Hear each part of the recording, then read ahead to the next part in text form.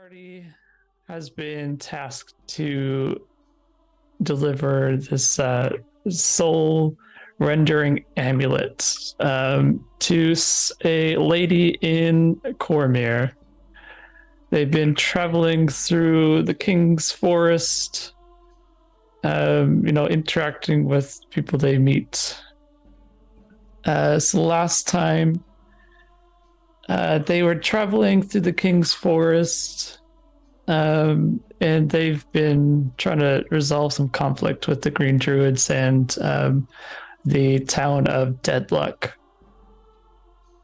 They've been walking around with this ambassador of the Green Druids, and on their way through the forest, they're ambushed by members of the Fire Knives, which are a group of bandits who are led by a half dragon, and the members are usually dragonborn.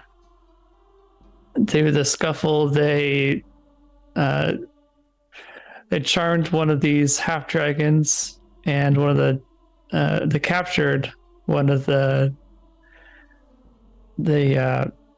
dragonborn. Yep, captured one of the dragonborn. Took them with them to Deadluck to try to resolve this conflict between the three groups about some land claim. Well, they arrived in Deadluck. They stopped at a little shop where a fortune teller told them their burning desires. They also bought a few choice ornaments. They got a automaton human brain. They found a music box written that sings about a devil who's imprisoned. They found a wooden doll who has a spirit trapped in there. They have a little glass. They had a little glass jar with a fairy in it, which would steal your memories if it was to hear you. And so they bought all these things. They took them with them to meet with Reginald Silverhand, the resident boy prince who's at Deadluck, to try to broker this land agreement. And during the discussions, I think it was Sinead who thought it'd be a good idea to allow this half dragon to speak on behalf of the Fire Knives, and he did not want to negotiate. He decided to use his breath attack on everyone in the room. It didn't turn out great. Some of the delegates died. The party ran away. Not without throwing the fairy, the memory stealing fairy, who would hopefully make it so everyone in the room forgot what happened. Do you remember what happened? I don't remember what happened. I saw nothing. Pretty sure Sinead saw nothing. Yeah. Everything's fine, guys. I like the fact that we don't actually know if the fairy worked or not. We just kind of hoping for the best there. Yeah, you just assumed. So that is where we stopped. The party will have to rest for the night because it was night by the time we arrived in Deadluck. But staying in the town might not be the best idea, so you might have to sleep outside. The delegates. So the ambassador from the Green Druids and Thistle from the Emerald Enclave left to go report back to their leaders about what happened. So nothing happened. I hope they have nothing to report. Yeah. Yeah. Definitely not that things did not go well, and the green dragon definitely won't come back and burn everything. Yeah, no, it's fine. All right. We gotta go anyways. We have bigger fish to fry in this world. Yeah. It's fine. They can figure it out. It's Yeah. fine. It's fine. Everything's fine. Don't worry about it. Everything's fine. Yeah. Nothing to be worried about. All right. So now let me get my notes here.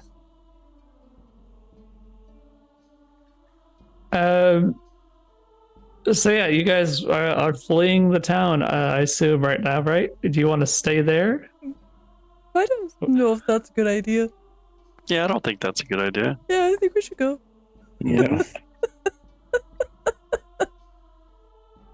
Okay, so you hop on your cart with your 2 horses and get out of Deadlock as fast as possible.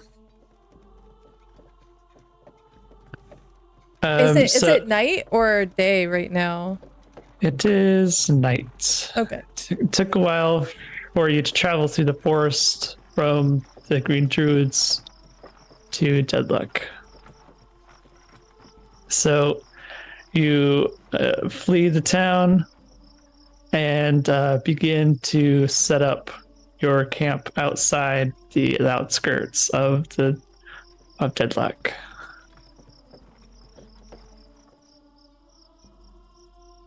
All right. Do you guys want to say anything to each other, or do you just want to?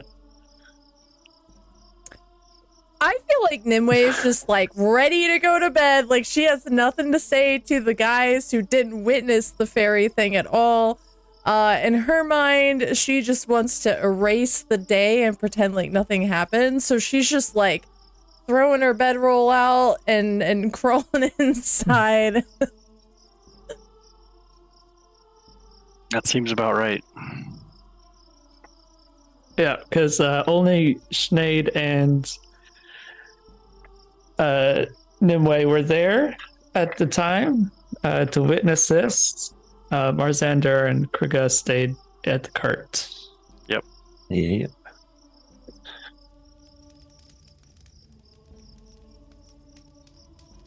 All right. Yeah, go ahead.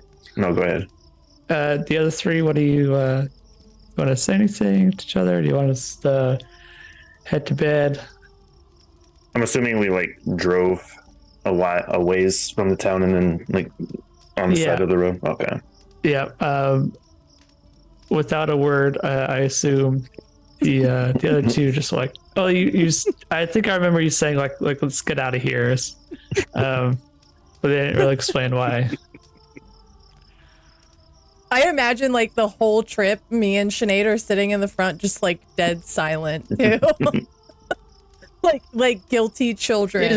We're just like we're not looking at each other. We're not looking at anybody else. It's fine. Sinead is like she's got her prayer wheel out and she's just kind of like praying for forgiveness. So can I think, is it safe to assume that in the normal course of any general day, you 2 chit chat pretty heavily? I say we chit chat periodically, yeah, but Yeah. I would think it would be something where Sinead probably primarily engages. Mhm. Nimue is probably more often than not quiet. Like her being quiet is a normal thing.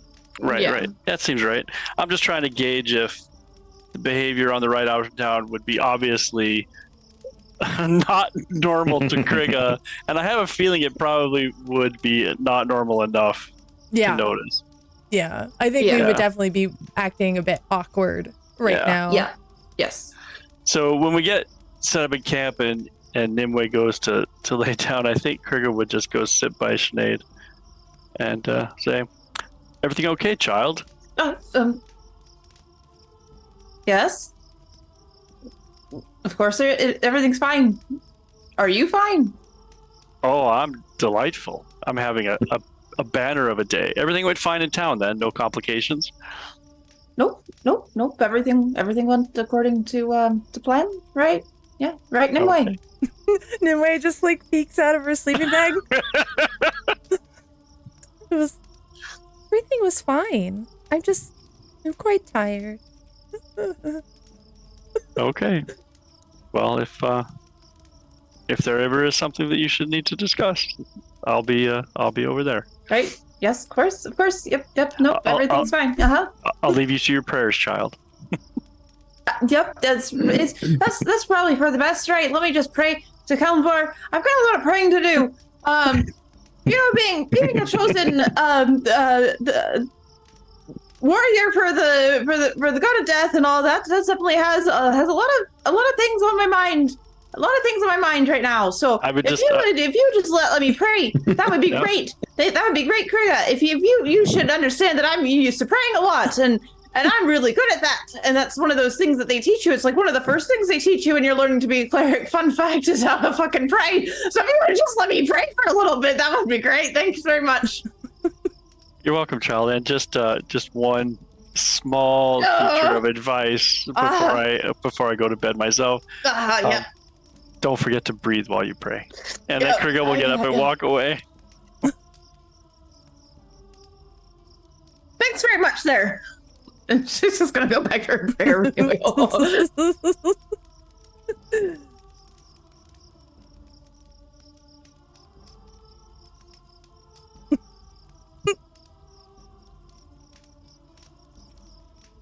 I have my dolly, don't I?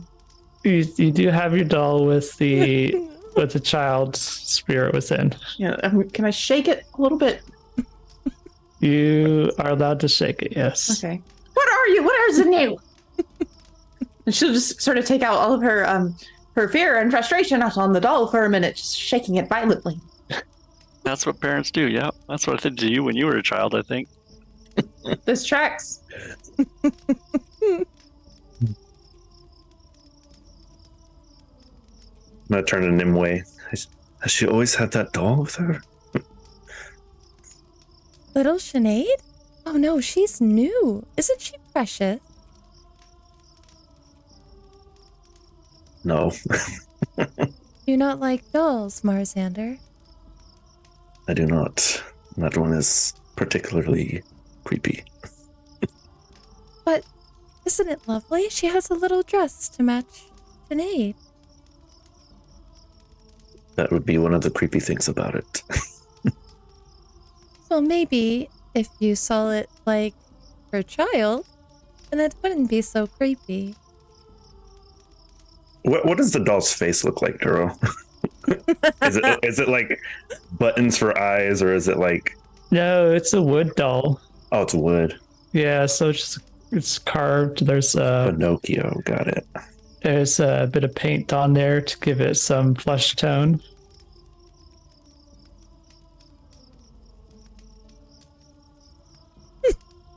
Krigga thinks he's just too damn young still to be a grandpappy. That's no good. Mars, I could help you forget the doll if you like.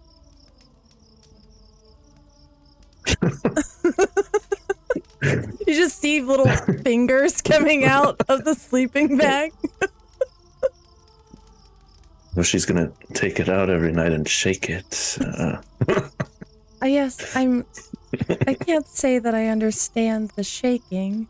I don't think that's what you're supposed to do with children. I wouldn't know.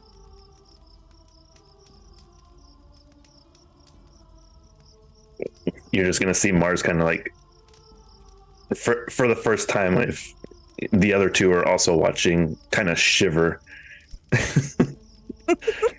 And like, then I'll just kind of like lean back against a tree.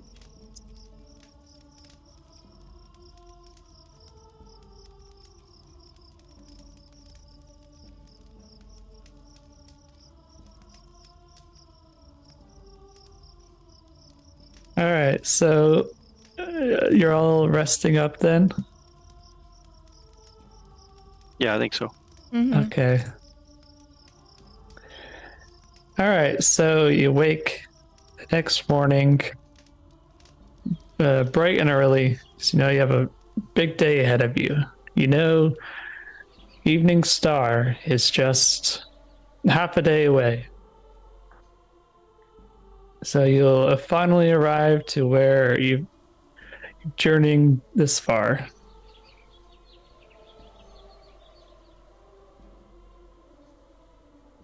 You pack up your things, throw them in the cart, and begin your journey.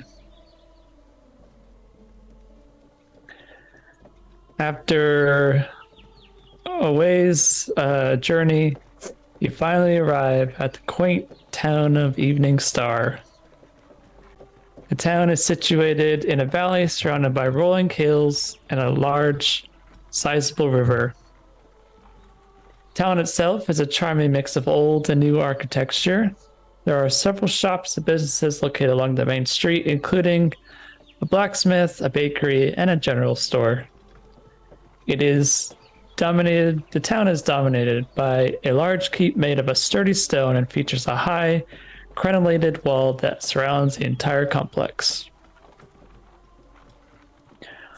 Do you want to wait at shop around first, or do you just want to go straight in and speak with Lady Asmora? I'm ready to speak with Lady Asmora if everybody else is. Yeah, Krigga feels like this journey has probably taken longer than we all wanted to in the beginning, so we should just actually try to get something direct done for a change. What are you saying?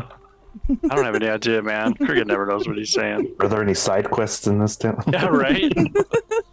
Look, a unicorn pony, mushroom, flower, baby doll. Are there any oddity shops around? Oh no. Anybody got fairies and jars? None that you see. Yeah, Sinead's ready to move on from this whole situation. Okay.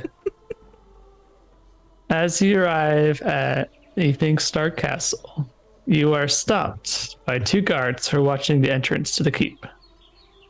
Their emotionless faces stare at you with displeasure. Lady Asmora has asked that no visitors enter. What business do you have?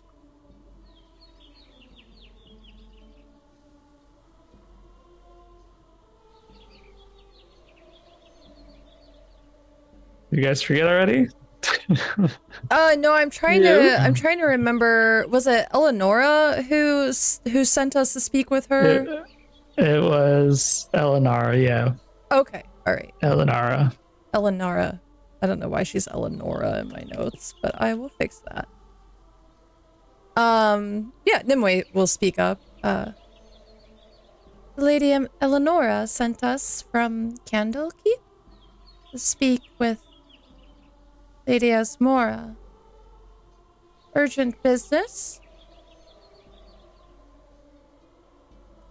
The guard gives you a once over. Go right ahead. Alright, you're free to enter the keep. You enter the castle where you see a gathering of nobles in a large hall. The room was filled with ornate furniture, tapestries, and chandeliers. The nobles are dressed in fine clothing and they speak in a hushed tone as they sip on wine. At the front of the room stands who you presume to be Lady Asmora, a regal woman with long black hair and piercing green eyes. She wears a flowing dress made of blue silk adorned with gold embroidery. She speaks in a clear and confident voice, addressing the nobles gathered before her. On her shoulder, the small winged cat. What? Yeah, winged cat. Oh my goodness. Okay. You can roll a nature check to see if you know what that is. Sure, let me pull up my character sheet.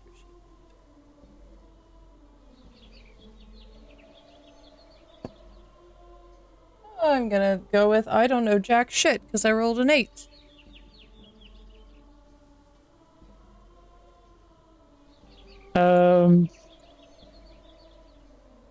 Well, it's definitely part cat. That's for sure. Okay. And part wings. Yep, part wings, part cat. 50% cat, 50% wings. Nimue is going to slowly approach and kind of position herself at the back of the nobles and listen to what she's saying. Okay. Does anyone want to approach closer, or do you just want to hang out in the back? I'll shadow Nimue. Yeah, Krigga will go up with Nimue, although he's probably going to keep an eye out for a way to get closer without, knocking people over too. Okay. Sinead's gonna kind of wiggle around. She just wants to get like maybe midway. Shaking the doll still.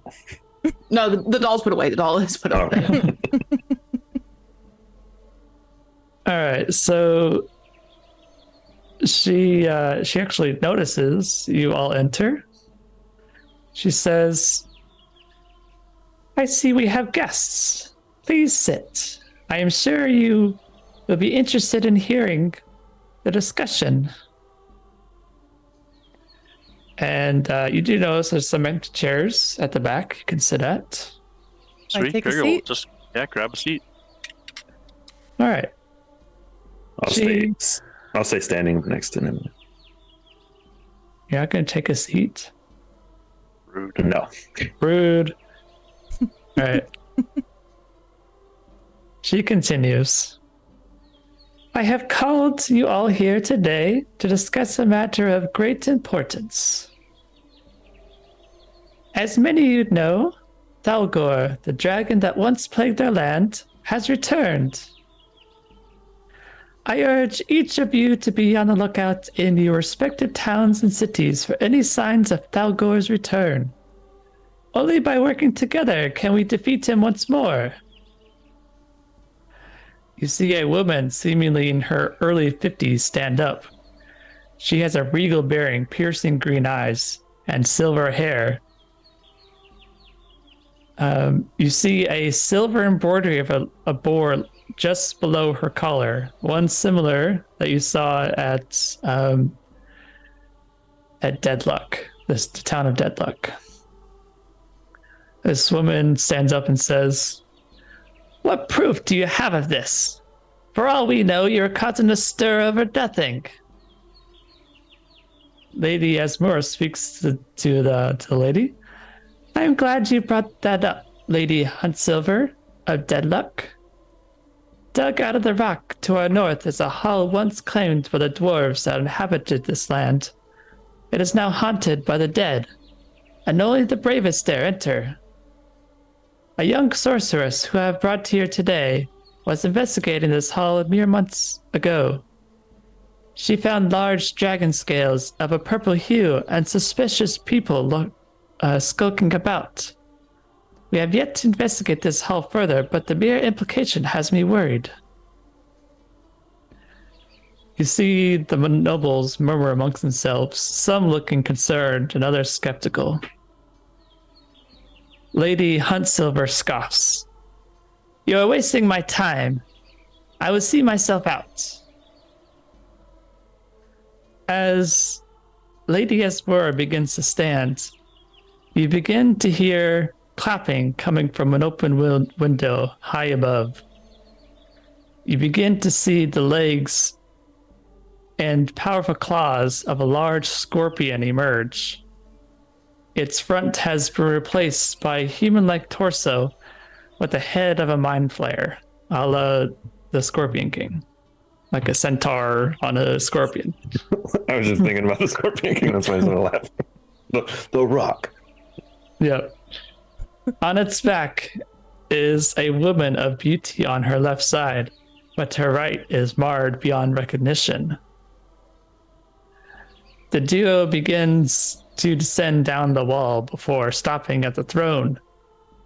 The royal guards rush forward, presenting their spears. The woman stops the clapping once she has arrived at the bottom, and she begins to speak. My, what a grand meeting we have. I hope we aren't interrupting. The woman steps off the scorpion. I'm afraid this was over before it started. Kneel down before Thalgor, and you will be spared. The nobles duck under the chairs and tables, fearing what could happen next. Lady Asmora stands tall. You have some nerve coming here, Zara. We will defeat you.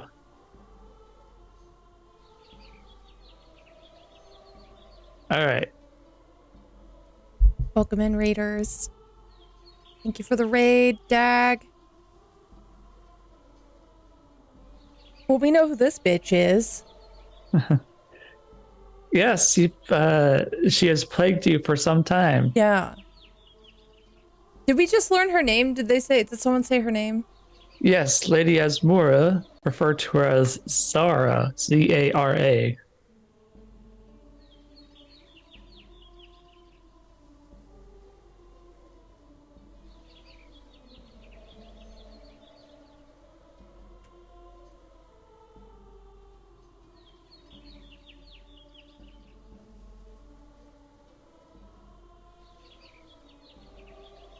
All right.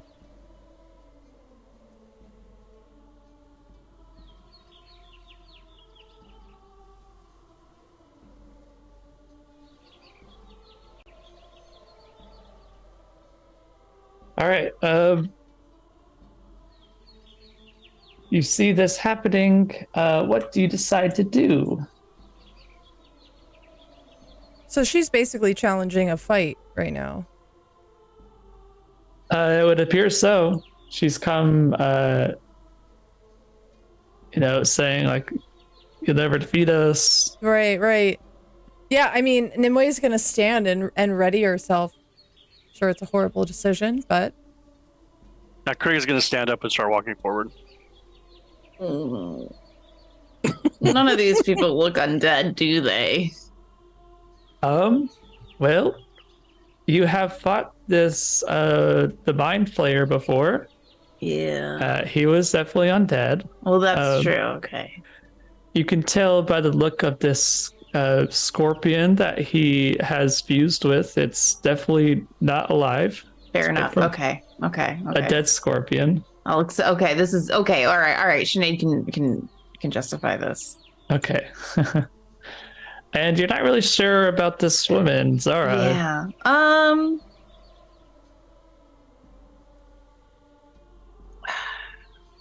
I hate to use this so early in the session, but Sinead wants to use Eyes of the Grave on this woman. Okay, remind us what Eyes of the Grave does. Eyes of the Grave, Sinead has the ability to sense the presence of the undead whose existences and blah, blah, blah, blah, blah. We're not going to go into that. So somebody within 60 feet of me, if they're undead, it will show. And that as long as they aren't protected from any divination magic. Okay, this is interesting. Mm-hmm. And I want to look at her specifically with this. And, all right. And what you see is sort of like a gray sheen kind of go over Sinead's eyes as she sort of kind of like stares this woman down. All right, so you look at this woman and you see that her left side, her normal side, you can tell she's alive, but the destroyed side is dead. It is undead. That is very interesting to Sinead. She draws her mace. It's not something you've seen before. So she looks like Two-Face. Is what? Yeah. Okay. She looks like Two-Face. Yep. Oh. But the one side is definitely not alive. I think we all know what Sinead's going to say to this woman. I have an idea. We can hope. Sinead's going to point her mace at her and say, right, you. My name's Sinead, and I'm a holy warrior of Kalmvor, god of death. and upon the teachings of the clerics of Skullcrag, you're an abomination, and I've got to bash your face in. Well spoken.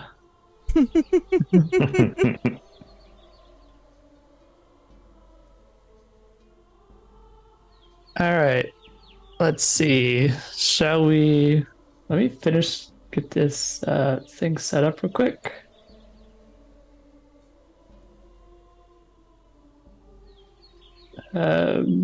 Looks like I didn't set up everything correctly. Things I missed, at least.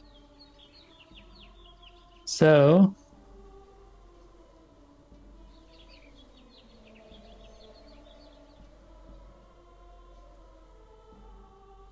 all right.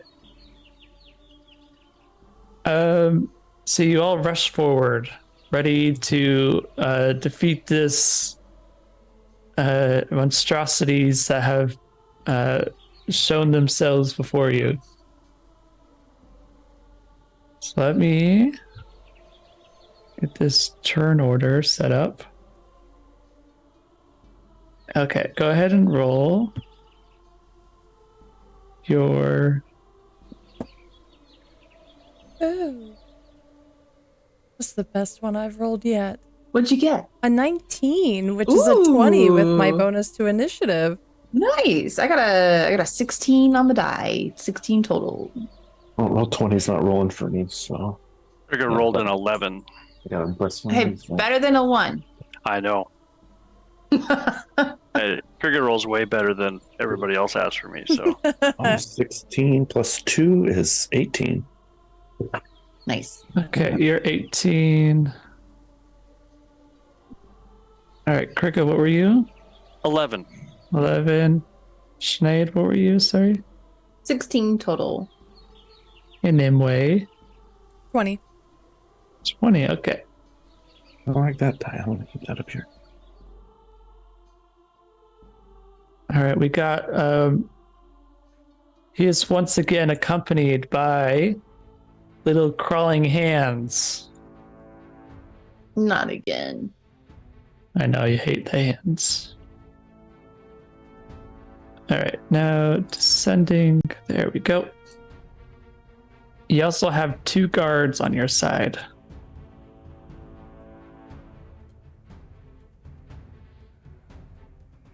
All right.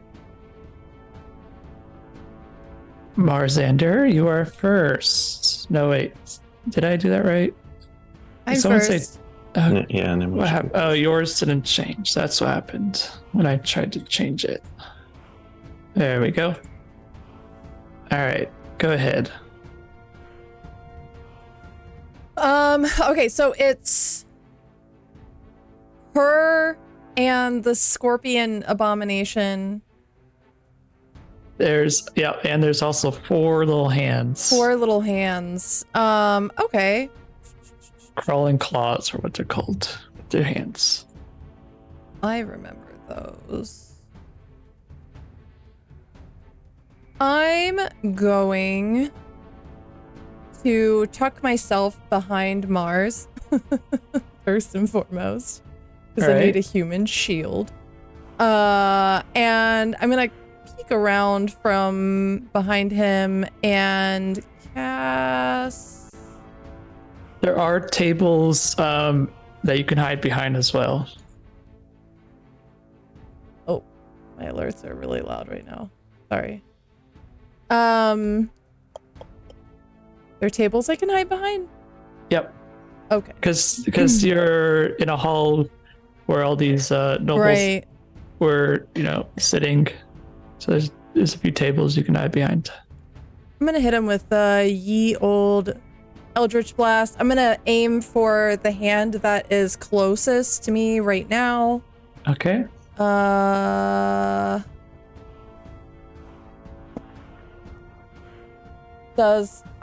I'm sure 22 hits a crawling hand. Yeah, okay. It does.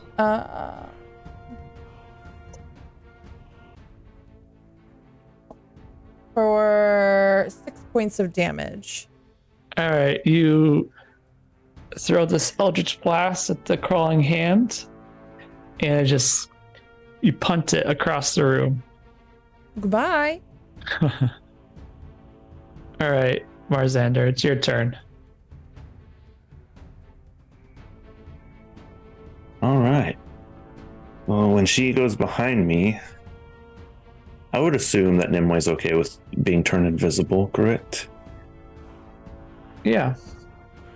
I'm gonna put my hand on Nimwe's shoulder and cast invisibility. Yes. Okay, you are hidden. And then I'm just gonna stand my ground with my bow out. All right, Sinead. It's your turn. Am I within 30 feet of this woman? Yes. Okay, well, Sinead's gonna still pointing at her with her mace. I'm marking her with Paths to the Grave. Okay. It's gonna be my whole turn. Just for a refresher. I mark her life force for termination. She's cursed until the end of my next turn, and the next time myself or an ally hits her, she's vulnerable to all of the attack's damage. And then the curse ends. Okay. I'll throw it up in the thing for you. Okay, because I'll probably forget it later.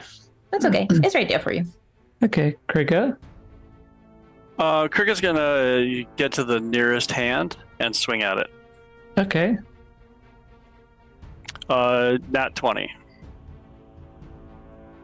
All right, you don't have to roll for damage because you'll with your hammer you'll just smash it down. Smush it. Yeah, you'll smush it.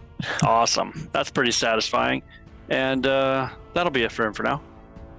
Okay. Let me get rid of this.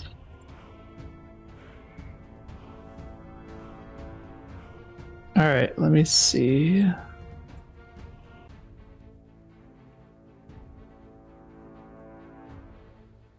Okay, so one of these hands will run up to Krigga and give you try to claw at you. Okay, he's gonna bash against your do you have a shield out? Yes, I do. Okay, it's gonna bash against your shield. Awesome. And this other one. Oops.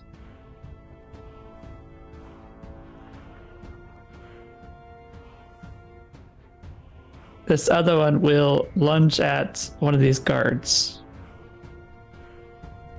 Who gets slashed across the throat and falls over dead. No. Oof. Yeah, tough way to go.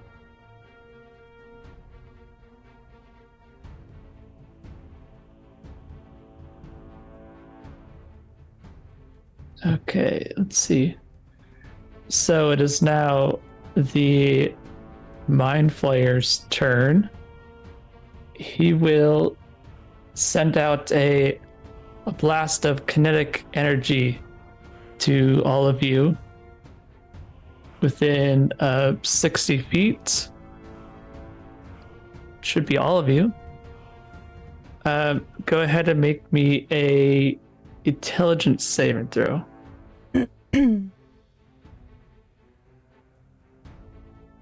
That's a whopping 5 for Krigga. Ooh. I got a 19 total. I would like to use an advantage to reroll. Yeah, use your advantages. I am also gonna use a reroll on that. Yeah, I'll do the same. Oh, God, it's so much better. I rolled a 1, and then I rolled a 2, so it's a 4. I got a nat 20 on mine for 19 total. Nice. 19 total gang. 12. 12, okay. Did you reroll? Yeah, I rerolled already. It was 8 Okay. and it was 12. Let's see. All right, so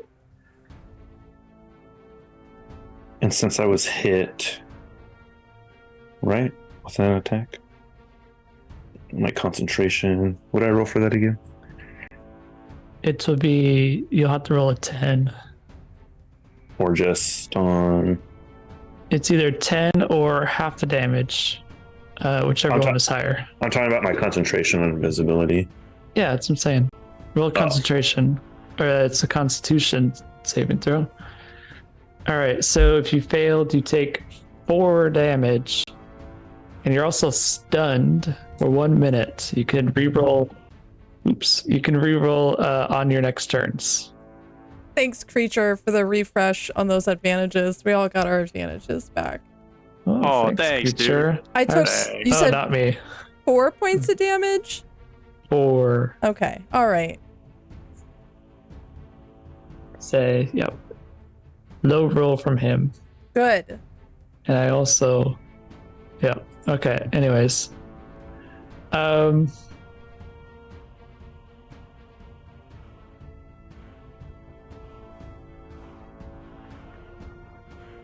ooh, I don't want to do this after just doing that. Okay. You see Zara just she takes no actions. She just stands there menacingly. Oh. Okay. She's frightened by Sinead and her marking her for death, you know. Yeah, she's so afraid. Should shake the doll at her. This could be you. I'm gonna get you. All right, back to Nimue. Make your intelligence saving throw to see if you're still stunned. Cool. What the fuck? That was a 6. Well, you I just failed that gotta too. refresh. Yeah, I was gonna say, can I use my advantage? Yeah. Okay, let's do that again. Also, I rolled a Yeah, 9. that 20, baby. Rolled a Okay. 9 on con save, so you're not invisible right now. Awesome. Perfect. Great. Yeah. Love that. Marzander, make your intelligence saving throw. 18. Okay, you are no longer stunned. It is now Sinead's turn. Sinead's kind of focused on this woman. She's weird and wants to destroy her. So I'm Okay. gonna go ahead and cast Sacred Flame. She needs to make a Dex saving throw. DC is 14. Okay. So And Dex. she will be taking max damage on this Okay. if she fails. Right. Let me see. Okay. So she rolled a 15 plus 2. Damn. Yeah, nothing happens to her then. Okay. Yeah. A question for that then. Do I lose Yeah. the curse? Since I didn't actually hit her, or is she still cursed? I believe it only happens like the next time someone hits her. So Okay. you should be okay because she didn't hit her. Well, no, the curse ends now that it's the end of my turn. Oh, okay. Anyway, so it doesn't matter. So she's no longer cursed.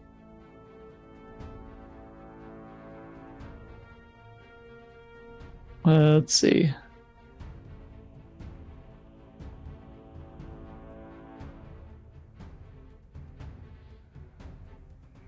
Oh, okay, yep. Till the end of your next turn. Yep. All right. Krigga. Yeah, I guess he's gonna go for the next closest hand and smack it. Okay. 20. All right, you smush this one again. I got something against these hands. That'll be it. Okay. You're just good at high fives, man. Oh, right.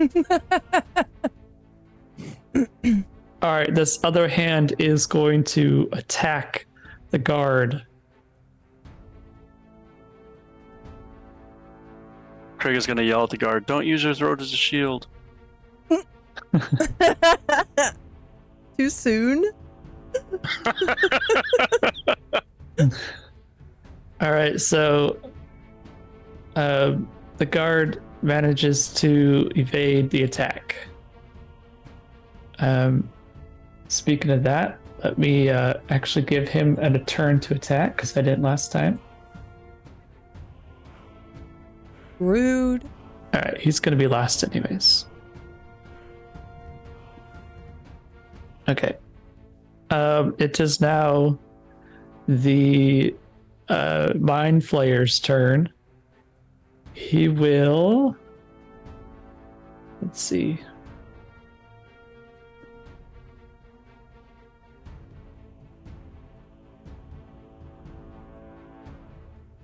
He will attack. So, Krigga and Marzander, are you next to each other? I don't think so. I think Krigga's pretty far forward of Marzander because he was back by Nimue. Yeah, I stayed wherever Okay. I was. So Krigga's the only one actually in the front, next Yep. to the guard as well. Yep. Okay, so the Mind Flayer will move up to Krigga next to the guard. We'll make an attack against Krigga first. So he will try to grab you with his claw, but he doesn't manage to. You're too large for that at the moment. Nice. The other one will attack the guard. The guard is mercilessly crushed by his large claw. And then, let's see. He will finish his turn off with an attack with this stinger. He lunges with his stinger at you, Krigga, but you raise your shield and you're able to deflect it. Cool. The rune on his shield will probably like flare or something when it hits it. Right.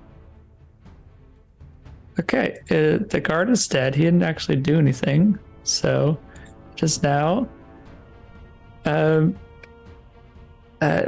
Zara once again does not do anything with her turn. She just stands there menacingly. I hate her. Nimue, it's your turn. Are there any more hands left? Did we kill all the hands? There's one hand left. I'm gonna go for that last hand. Okay.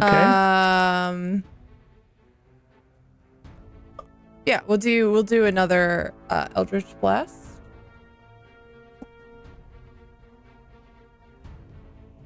That's a 7.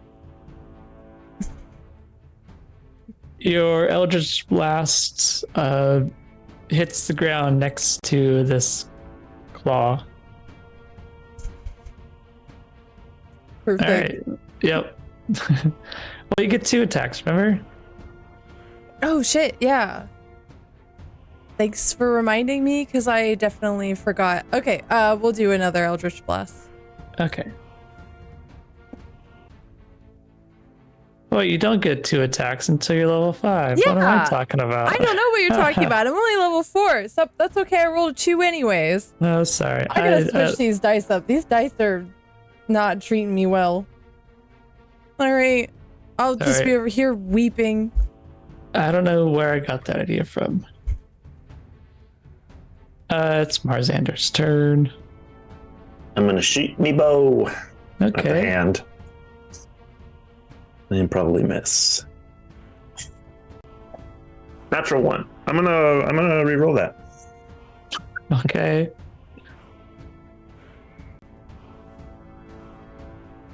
$19 for a 23. All right. Your arrow launches at this crawling claw, and it sticks right through it, pinning it, and it is incapacitated. Nice. And don't I have for a bonus action? I'm going to cutting action. I'm going to hide behind a dark corner that's near me. I'm gonna try Okay. Yeah. Well, you could hide under a table or something as well if you want. That makes it look like I'm scared. Oh, are you not? No, of course not.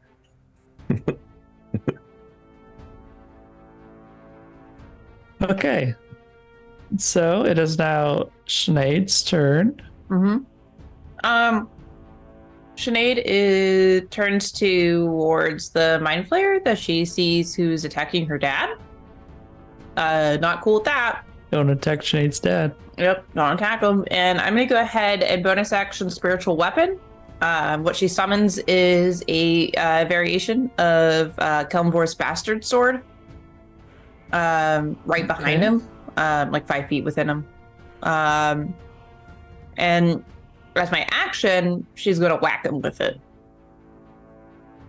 So it should be 1d8, but it's a +6 with this roll. I'm gonna change dice out because I don't like that one. That's a 14 plus 6 is 20.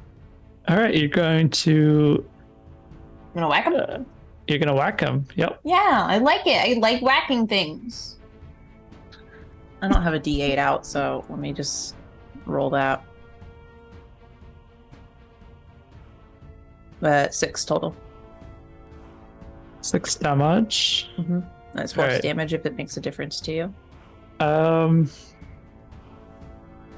No, it should be good. Okay. I think normal mind flayers have some resistance to it, but this guy doesn't.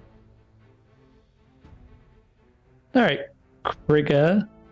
All right, Krigga's going to use his bonus action to cast Giant Might, which makes him a large creature. Gives him a 1d6 extra damage, and then he's going to smack the scorpion. Big boy. 24. All right, you're gonna hit him. 7 damage for the normal, and let me do the 1d6 here.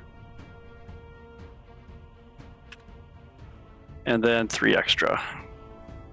Okay. And that'll be it. All right. So it is this mind flayer's turn. Who will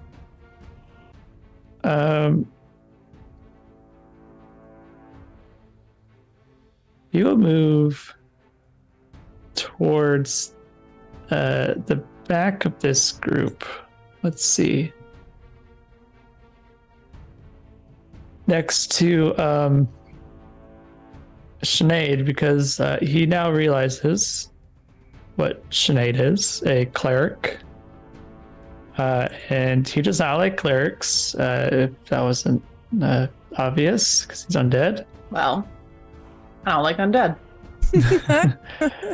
Krigga will get an attack of opportunity against him.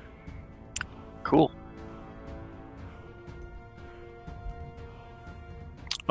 8. 8 to attack? Yeah. Okay. That will not land.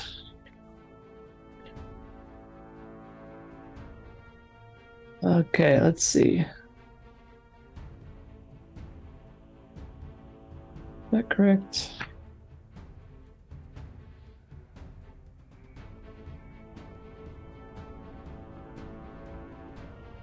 That is, okay.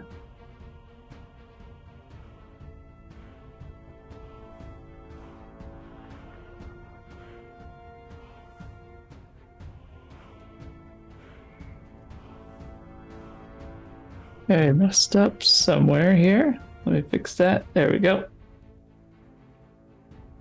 Oh, I didn't even put in the attack for the scorpion sting. I messed up. 1 second.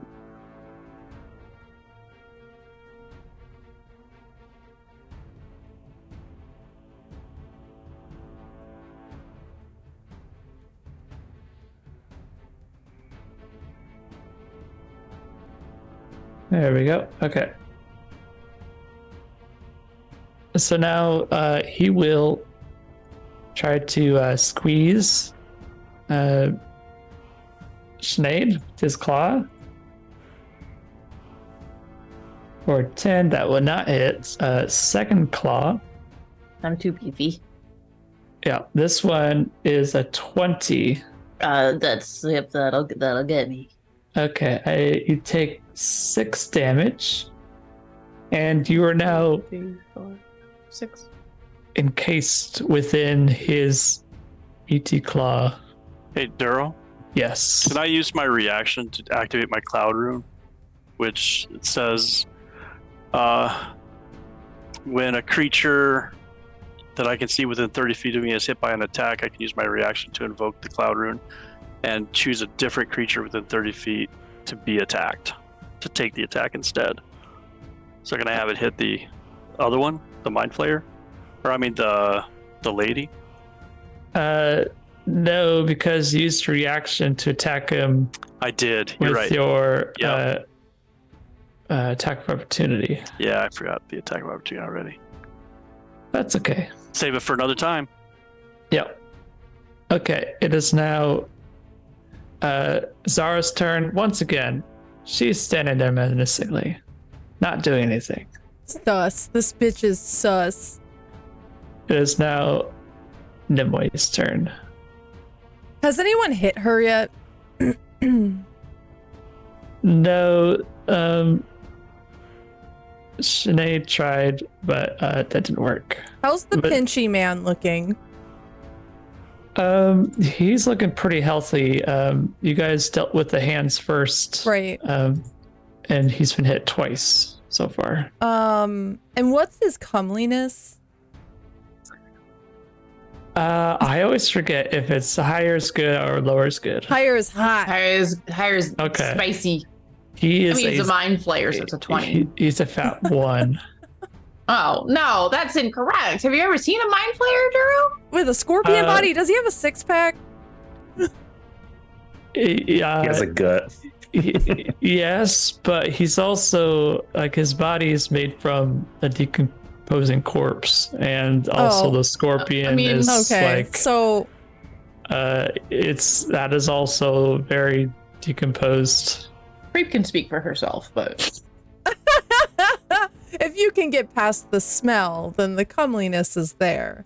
yeah, Yeah. you Yeah. gotta Yep. dig a little. You gotta root around a little bit. Yep.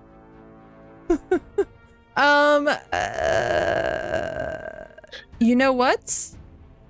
I'm gonna hit him with the chill touch. That's what I'm gonna do. Ooh, Yeah, we're gonna okay. chill touch him. I love that And song. he's undead, yes. Yes. So then this will give him, if I hit, he will have disadvantage on his next attack. Nice. So I'm gonna go ahead and say that hits because that is a 23. That does hit. Yeah. Okay. And that is 5 necrotic damage to him and disadvantage on his next hit. Nice.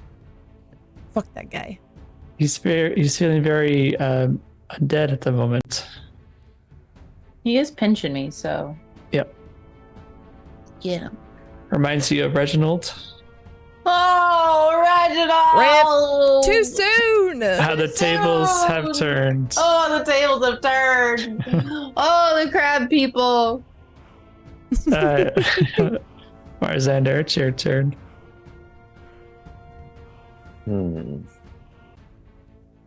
I guess I'll just shoot him with the bow. I'll peek out from where I'm hiding. Okay.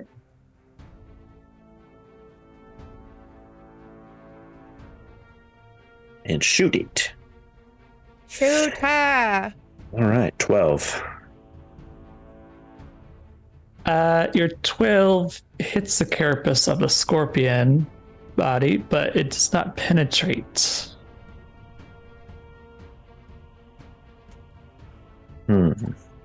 Yes. Well, that sucks. Do me roll damage still or no? No.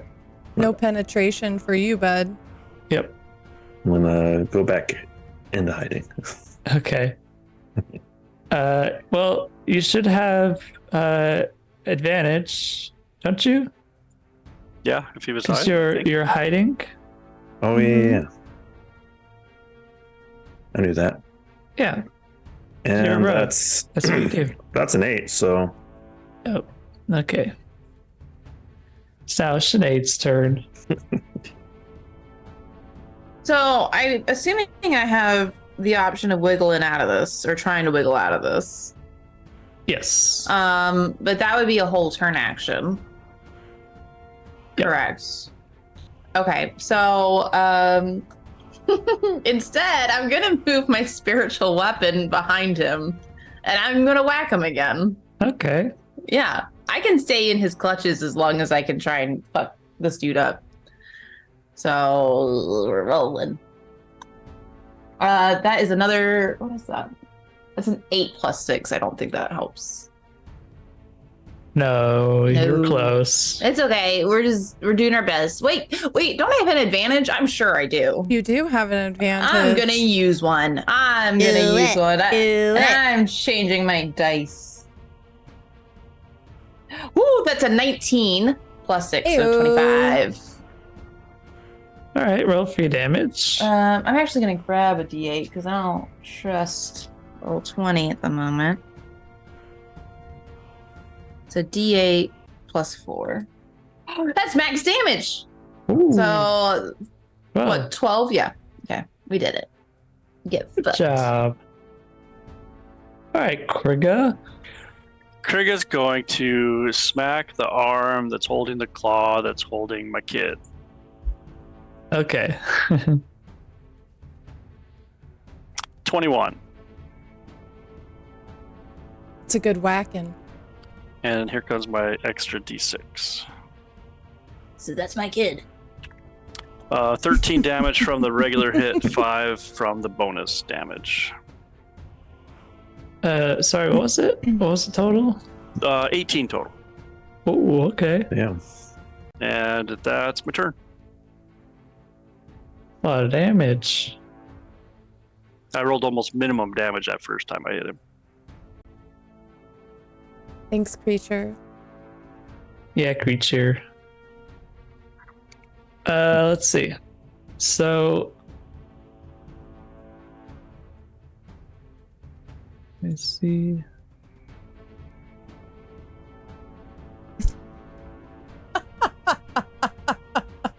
God damn it, creature. Jesus. Spicy. Someone please ban creature. I'm screenshotting that actually. I'm gonna give him a round of applause. I'm gonna give him this that creep hates. All Damn it, right. the fucking bird. Crack bird. Okay. He will once again attack one. Well, let's see. So he can't attack with the claw that's grappling Sinead. So his other claw will attack Krigga, Okay. which will not hit. But he will attack Sinead with his stinger. That's really rude of you, Duro. I hope you roll a 1. I rolled the crit. Thankfully, the crit was 6 damage. But you also need 4, 5, 6. What else do I need to do, Duro? to roll a Constitution saving throw. Yeah, Duro, I think I'm going to use my reaction on this one with my Cloud Rune and redirect that if I can. To yourself? Yeah, because I have Dwarven Resilience, so I have advantage on saving throws against poison. Okay. And Resilience against the damage. All right. I'll have you roll a Constitution saving throw. 25 and not 20 with my advantage. Ayo. All right.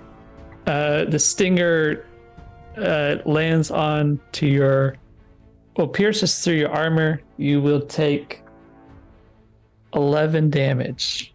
Okay. That's half damage. And it was 6 from the original hit? Yes. Okay. Can Sinead shout something at Krigga real quick?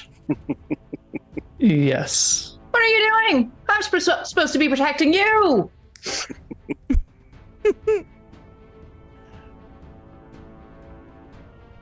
All right. Once again, Zara stands there menacing at the front of the room.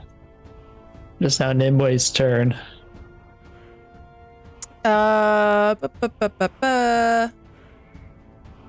I'm Eldritch Blast. Yeah. That's a 24. Okay. How much damage do you deal?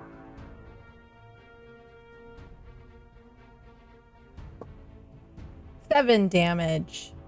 Ooh, big number. Crazy. How's he looking? He is looking like he's about to die at Oh. any moment. Oh, So good. there's now Marzander's turn.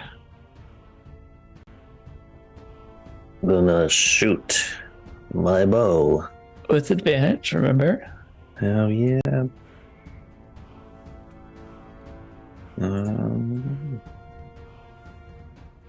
Okay, I like this color. 21. All right, you're gonna hit him. Okay, 7. All right, so your arrow flies true, and it lands directly in his forehead, and he falls over limp. Nice. Good night. Amazing. There's no return of this man, but you see Zara standing steady Hmm. at the front of the room, seemingly unfazed by what has transpired.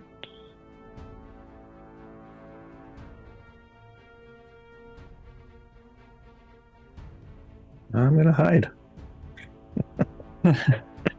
She will say to you, "We shall meet again in time." And you see sprout from her back a large black wing. It looks has black scales, that of a dragon, with a purple hue. With her wings, she launches herself out through the window once from whence she came. Just one wing. One wing on I like her her style. on her right side, which was marred by what looked to be like a scar, essentially. Okay. Did she just be, since it's one wing, wouldn't she be like rotating out? No, this is like dragons, like a dragon-sized wing just sprouts from her, and she just launches herself out. Like, This Okay. fucking bitch. I want to chase after her. Oh, I'm not. This beach. I do have wings. I could do it. what do you want to? No. No. So imagine like, let's see.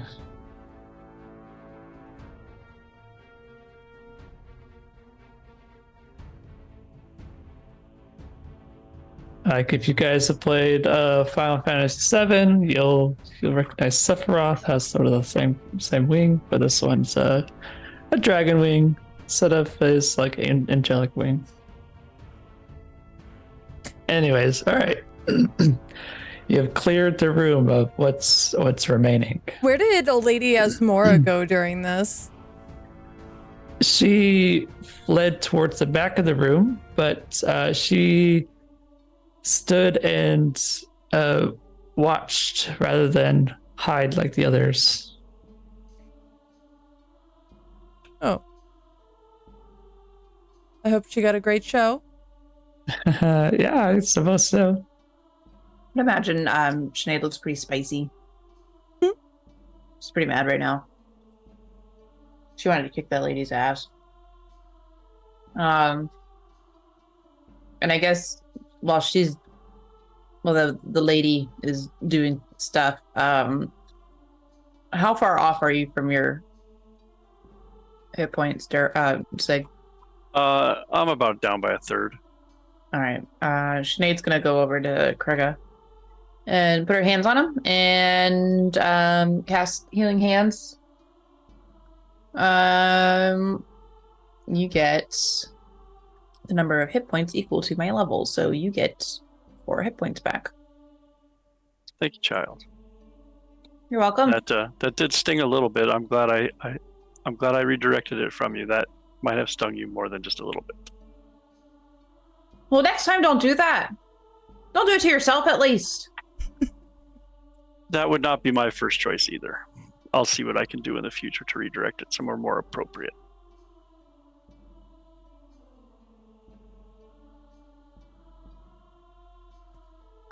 Nimue is gonna step forward towards Lady Asmora and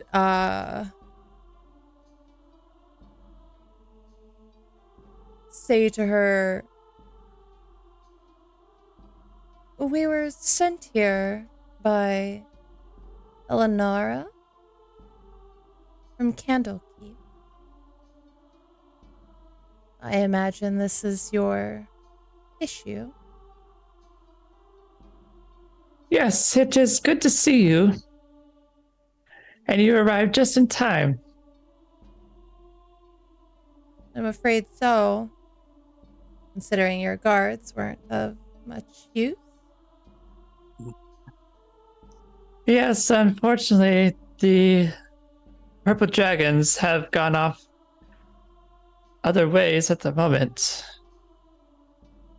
But as you can see, I have much to do now that Queen Raedra is held up in her tower, unwilling to see what is happening in her own kingdom.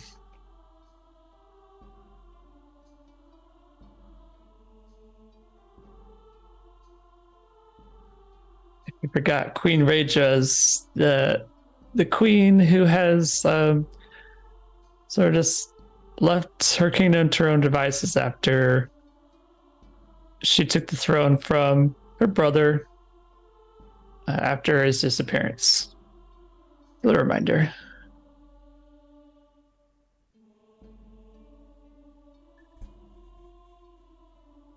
I am Lady Asmora Glavreth, ruler of Evening Star. I presume you have something to deliver to me?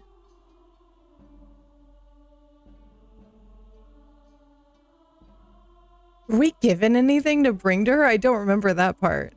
Yes, you were bringing the Soul Render amulet.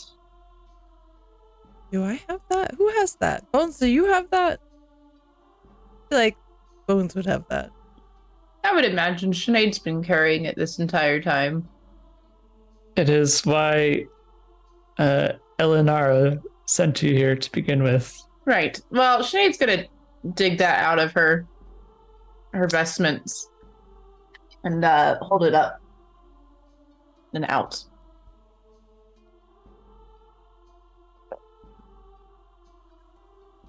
I thank you for your efforts. I'm at your service. Should you need to be cured of ailments, you may come to me to be healed. And should you meet an untimely fate, I am willing to combine your soul to flesh. This service I give to each of you but once, so choose wisely. And in addition, your second half of the gold. So each of you will receive another 500 gold. Oh, shit. All right. Each? Yeah. Cool. And We're rich. And she will cure you and raise you from the dead should something happen.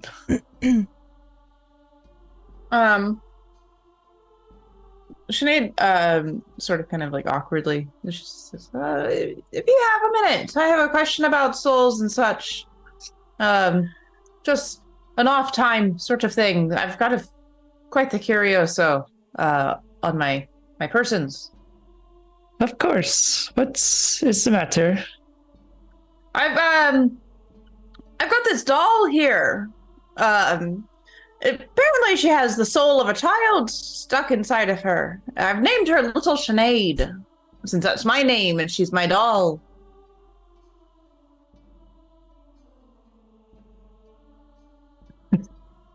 Are you okay, girl? Breaking Duro. You okay? Yeah, okay. Okay. Yes, what is about this doll that you wish to know about? I want to know who the child is inside of her and how I can get her out. It's very curious.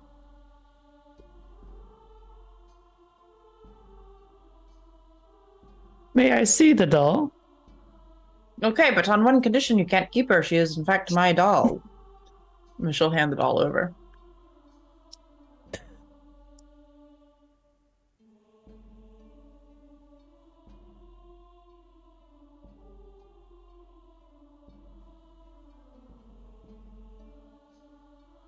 All right, let's see. What would she know?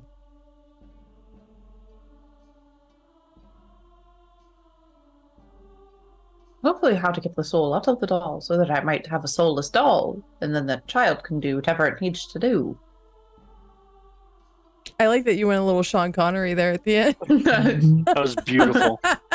The problem with doing an Irish accent and your mother's from Scotland is sometimes the Irish turns into a Scottish accent, and I think that's where we're at right now, actually. I love it regardless.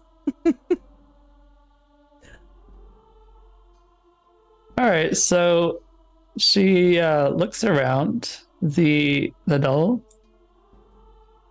Mm-hmm. and let's see.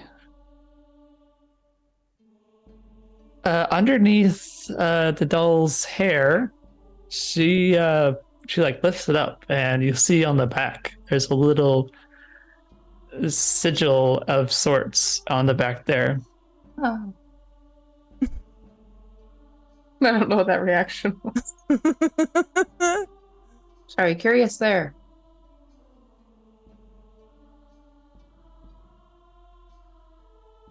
What does that say, Mattel? You're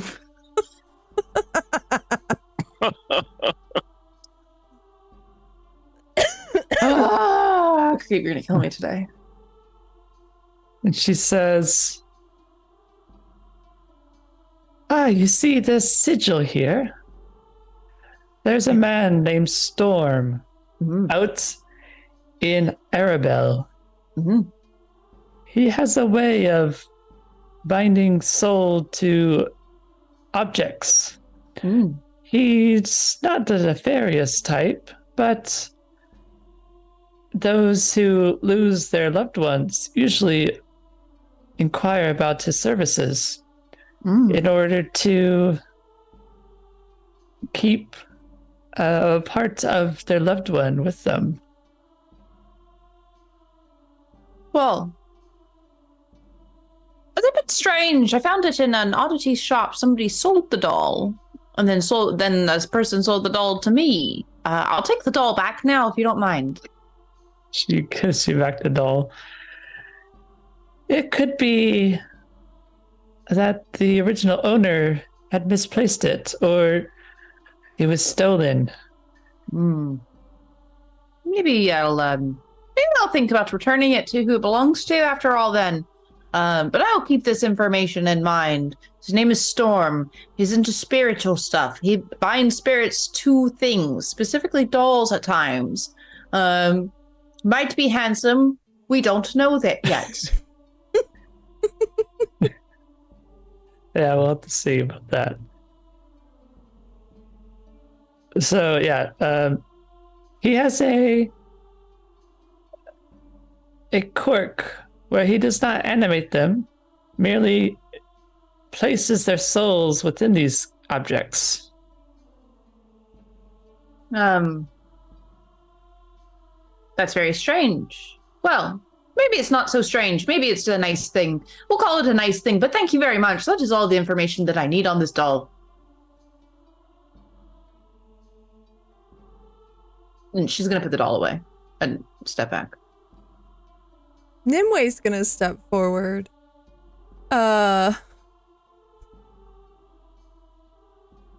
She just kind of like looks over at Sinead. And back to Lady Ismora. May I ask what the amulet's for? The amulet is used to sever the souls of those who have risen from their earthly presence. The undead? Yes.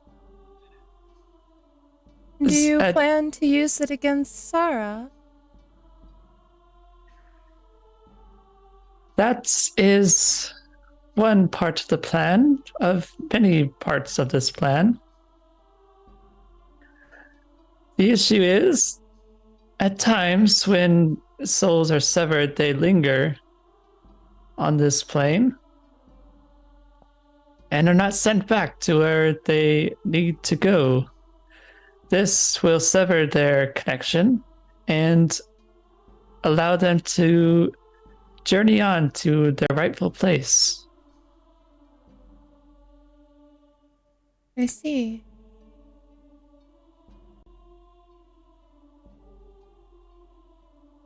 We were told of a Draco Lich in Cormyr. Is this Sarah? I do not know, but that is what my assumption is. I am in need of further assistance, if you do not mind. Another job, in fact. Well, we're here. What is this job? I need a group to investigate the Hall of Evening Star, the location which I had mentioned before, where various deeds were afoot. I need physical evidence to be brought back of what is transpiring there. With that information, I will be able to provide it to the Purple Dragons and the War Mages, who need this much needed information for investigating what else is happening within Cormyr. While you stay here, if you so choose to accept this position, I will make accommodations for you to stay at my home for as long as you are here. Can you tell us more of what is happening in Cormyr?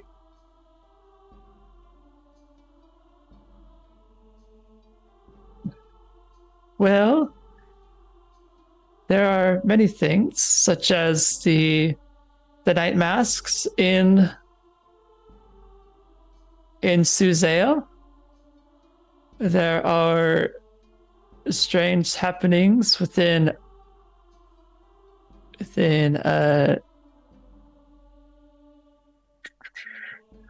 Arabelle as well.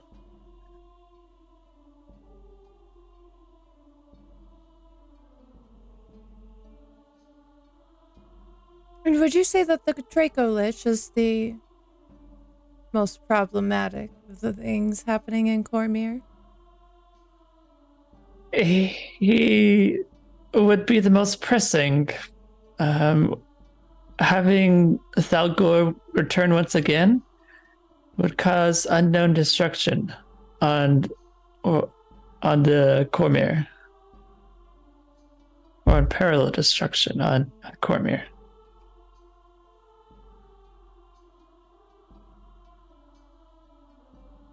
What do you know of the Sara? Not much is known about her. I received word about her not too long ago when a group of purple dragons infiltrated a cult hideout where her name was mentioned. A cult, you say? What were Yes. they called? They were called the She needs to think about it for 1 second.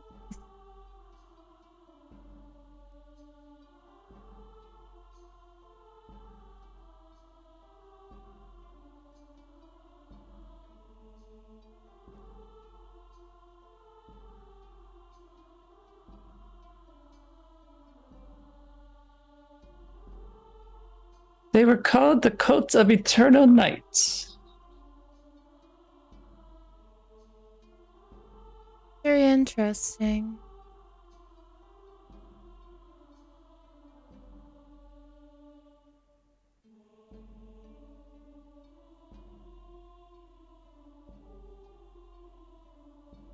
Bones, did we destroy that book from the Keepers in Candlekeep? No, Sinead still has it. Sinead still has the book. Which one? Damn it. The demon book, the one that talks to Sinead. Oh, yeah, I forgot. No, we keep it company with the music box now. Yeah, they kiss Yeah. now. We're Yeah. making them kiss. Things got a little weird last time. Really? What the fuck? Everything's fine. It's fine. That was the book on necromancy, right? Yes, we- and But Sinead we keeps stole it. that from the Keepers. We stole it from the Keepers. Sinead keeps it under like close watch, and she makes the book and the music box kiss. Yeah, because But it's in yeah. my bag of holding now. They live together in the bag of Mhm. holding. Yep, they love each other. But yes, she does have that. That is a thing. It is a book on necromancy. Okay. I feel like maybe we should keep that under our hat for a little bit. I absolutely 1000% agree with you, Yeah. Doctor. Mm-hmm. I don't wear a hat though. Doctor. Very well, then. Don't think we'll have any problems investigating this place you've asked. Yes, be sure to bring any physical evidence of what is transpiring there.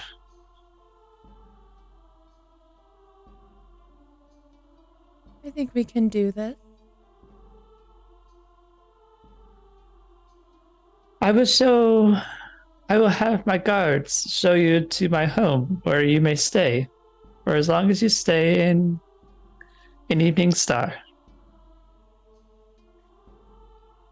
I believe we'll be here for quite some time. Seems as though there are many problems.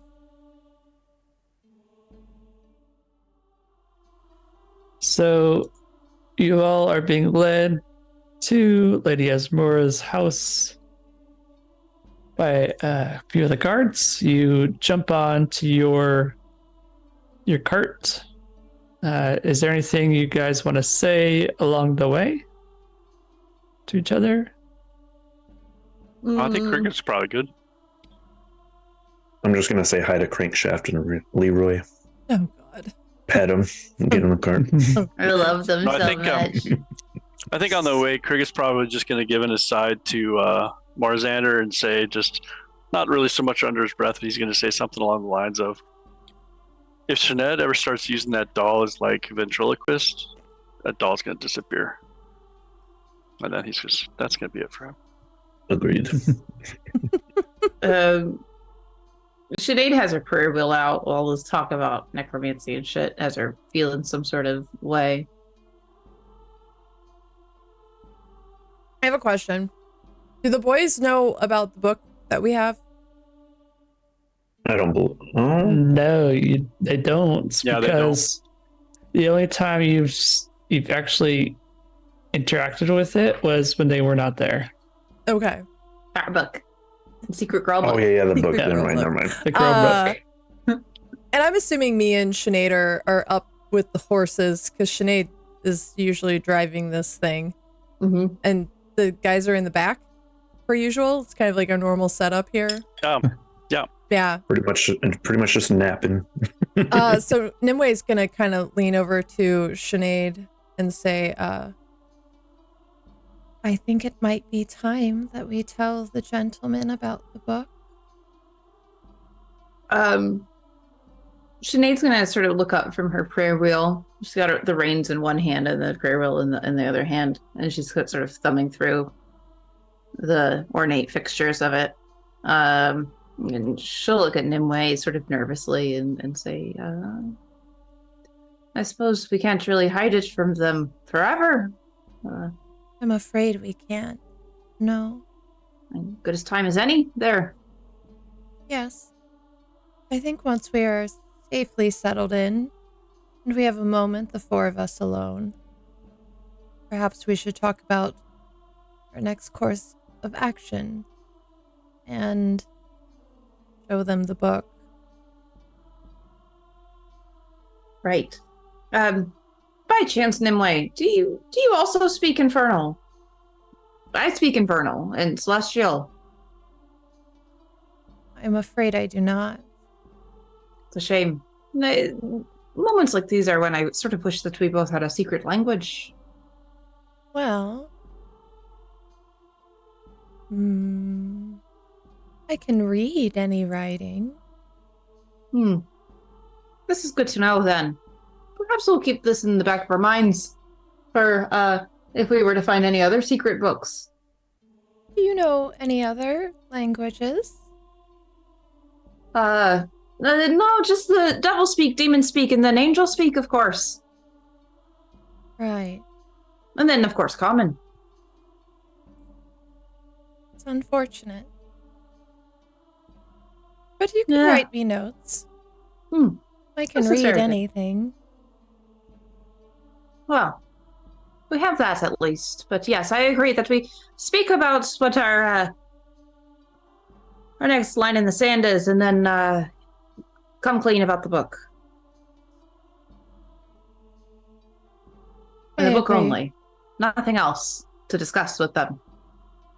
Of course. I don't even know what you're talking about. What else could you talk about? Don't Wait. worry about it. It's the most forthright young ladies I've ever seen. Nimue's just like, I don't know what else there would be to talk about. Wink. Right.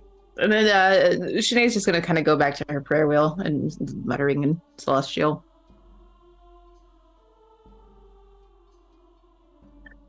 All right, so these guards lead you to Lady Asmura's home.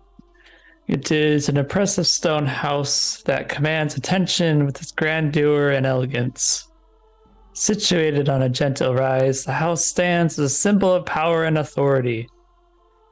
The exterior is crafted from sturdy gray stone, expertly shaped and mortared to create a seamless facade. Standing guard are two purple dragon knights.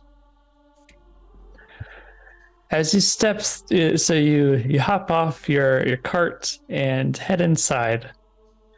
As you step through the front door, you're greeted by a sense of warmth and refinement. The interior boasts a series of well-appointed rooms, each designed to cater to the needs of important visitors. Rich tapestries grace the walls, depicting scenes of valor and triumph, while plush rugs cover the polished wood floors, muffling footsteps and adding a touch of luxury. You notice an older gentleman in formal attire enter the main room. His silver hair, neatly trimmed beard, and piercing blue eyes exude wisdom and experience. Tall and lean frame, he carries himself with grace and confidence. I am Ardusk, Lady Asmura's butler. She has asked that I show you to your rooms.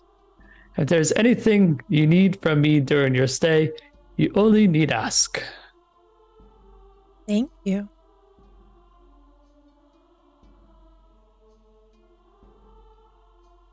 Now then, shall we go? Please. Are either of you, or any of you rather, carrying anything in your hands? Sinead has her prayer wheel out, but that's about it. Okay. I don't think Mars would have anything. No luggage. No. No, like, you're trying to grab onto. Okay. He takes you to 4 rooms which are situated at the back of the house, where they are large guest rooms, each having the needs of the guests. Each are furnished with luxurious fabrics and the sort. There's plenty of room for you to congregate in each room if you so choose. The beds are nice and soft, same with the pillows. It seems as though Lady Asmura treats her guests well.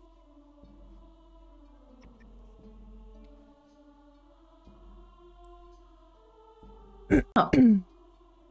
This is quite nice.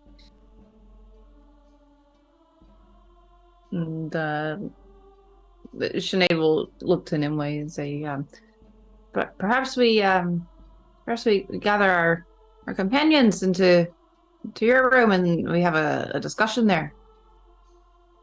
I think this is a good idea.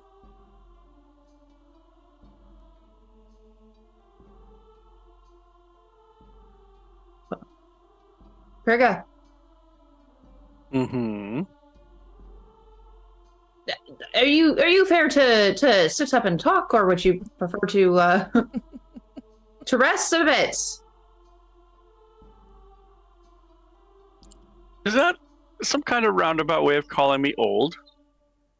Well, I mean, you are old, but no. I'm more than willing to speak if there's something you need to discuss. Right. To Nimue's room. I imagine Mars is just following me anyways. Yeah.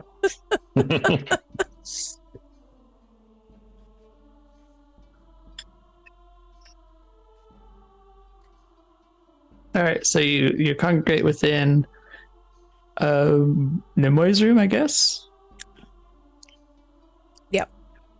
Now then, what's this discussion to be about? Well, remember our little incident at Candlekeep? Which one?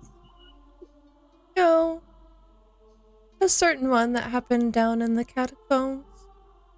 Indeed. Very well. We may have took a souvenir. And she's gonna dig in her bag and pull out the book and set it like in the center of all of them. Krigga's gonna just cock his head to the side, look at it for an extra minute. And this is? You remember those strange men we took care of? This was their book. And I can't quite remember if you were a part of the conversation, but it seems as though they had some dealings with a disfigured woman. I believe that woman is Zara. Indeed. And they may have given her information on necromancy. Probably why or how she's doing what she's currently doing in Cormyr. Well, it seems as though this book had a hold on them. And why do we have it instead of destroying it? It seems an evil thing.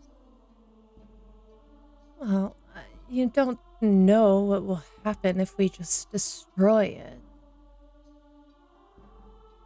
I feel as though this is a delicate matter. I definitely don't have the experience to gainsay that.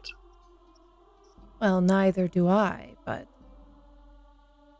destroying it could release what's inside of it. Sinead seems to know what it's saying. Well, it speaks in Infernal, doesn't it? It's a devil. Yes. Yes. Okay. Infernal. Yeah. Sinead will sort of like kind of hem and haw and say, well, I figured that maybe since it's trapped in here in that book, and it is a devil, so perhaps I might have some bargaining power with this thing, since I can communicate with it, and perhaps we can maybe use it to help us, and then I'll kill the devil after. But just some bargaining power is really what I'm getting at. Bargaining power over what? Well, if I make the devil inside the book help me, then maybe I'll let it return to whatever hell that it came from. That's just my thought process on this whole thing, to be honest with you. Sinead, you hear a voice in your head. You think I am deaf from your words? No. Out loud, Sinead is going to speak in Infernal back to it, and just sort of looks like she's like just muttering to herself. Right, you hush you. Okay. I wasn't expecting you to understand Common now, but that's fine. But listen, I'm the one in charge here. We're the ones with the books, and you're the one trapped in the book. And if you help me, then maybe I'll help you. But who's to say, really? We could just destroy you, and then you'll never come back out of this book. And I'll have you know that you're not a matter of necromancy. So perhaps we can work together. Krigga's gonna jump in. Are you ill, child? Shh, I'm listening. Are you having a fit? I'm listening. Just gonna wait for the demon to speak back to her. She's fine. We may come to a deal, but do not think that I am servitor to you. I never said that. That wasn't my words, but you need me. And I can help you if you're willing to help me back, though. We may come to a deal soon. Well, I suppose that is all a matter of how soon you want to be released from the book now, isn't it? That's sort of, the timeline is sort of in your hands, my friend.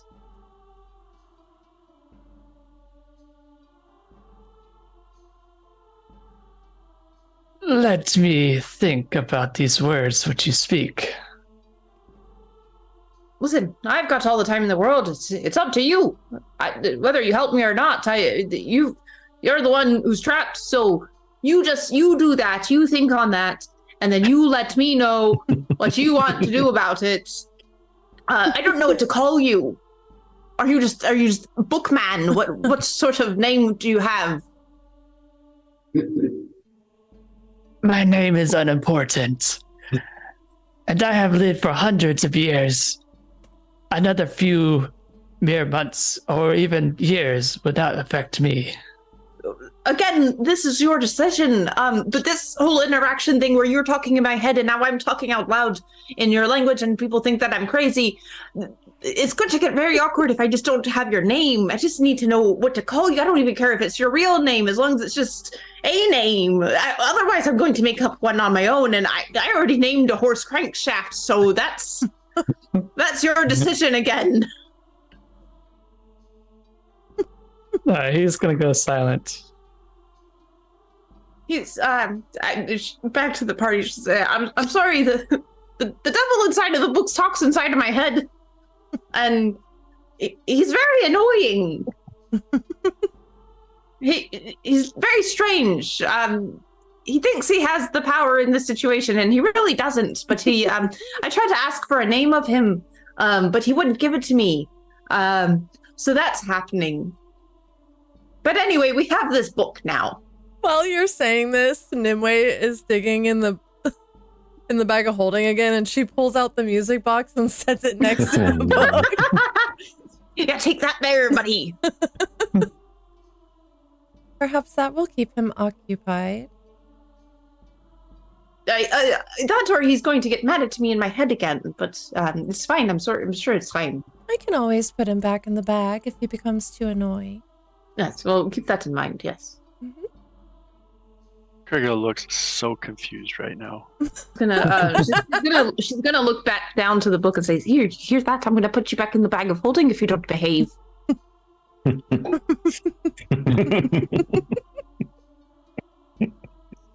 Nimue opens the music box and lets it play. He doesn't like that. The He doesn't book. like it. No, Yeah. no. I think the music box also has a devil inside of it. I suppose we should tell you that as well. I suppose. No, it's not the devil inside. It's words like normal people have copied Infernal to tell you about the devil that's trapped somewhere else. Right. We'll tell that to the gentleman. The music box sings about another devil, and we think that the book doesn't like it very much. So we keep the two together so that perhaps they may entertain one another. It's all in theory, really. Never mind that. Anyway, we've had this book. But now we need to figure out, I suppose, where we're going after this. Unless you have questions about the book, in which case we can just ask the book. Literally, for the first time that either of you have ever experienced Krigga and known him, he is literally at a loss for words. And the only thing he's going to say to that is, huh. And then he's just going to sit down. He doesn't even know where to begin. I'm gonna turn to Sinead and ask her, were you just trying to make a deal with a devil? Whoa. No. No, not exactly. So I figured if the book helps us, then maybe we'll help the book. But again, the bargaining power here, it's a dynamic. Okay, it's a power dynamic. I don't expect you to understand there, Mars, but I've got it under wraps. Me and Nimue. I almost said Sinead. I'm Sinead. You're going crazy. We have it under control here. So don't you worry your strange head about that.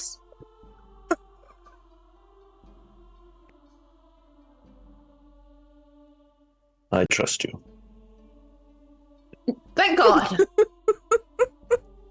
Krigga's going to look down at the tattoo on his arm and just whisper, I hope she knows what she's doing. She doesn't. She has no idea what she's doing. Ever the hope, though. There's ever the hope.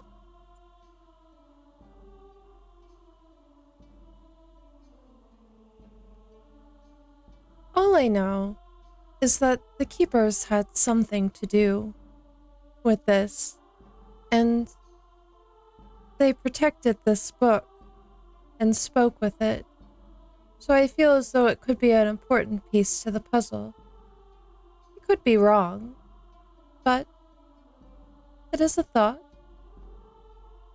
It's best in our hands, kept safely with us. I considered for a moment telling Lady Asmora about the book. Perhaps it is something we should keep close to us for now until we know, for sure, who our allies are. Feels though this book could be very dangerous in the wrong hands. It seems it could be dangerous in any hands. I certainly trust our hands, or Sinead's hands, more than any others. I do believe Sinead should probably stop having conversations with the book. I can't help it if the book goes into my head and talks to me. I can't help that. It'd be impolite for me to just ignore it. It's a devil, Sinead. You can ignore him. This is why I keep him in my bag, away from her. It's only 'cause I care, Sinead. Sinead is sort of at a loss. She's curious about the book. She wants to know more about the book just out of the desire for learning and scholarliness. But she sort of has now begun a tumultuous relationship with the book, in which case she wants to both kill it and learn from it. And she just sort of waves off Nimue's remark and says like,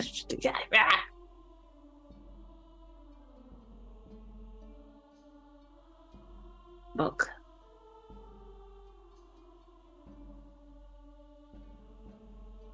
It seems as though we have a long day ahead of us tomorrow. Perhaps we should rest? Indeed. I could use some time for sleep and reflection. Well, this is an opportunity for a long rest now that you've arrived to where you need to be. Ayo.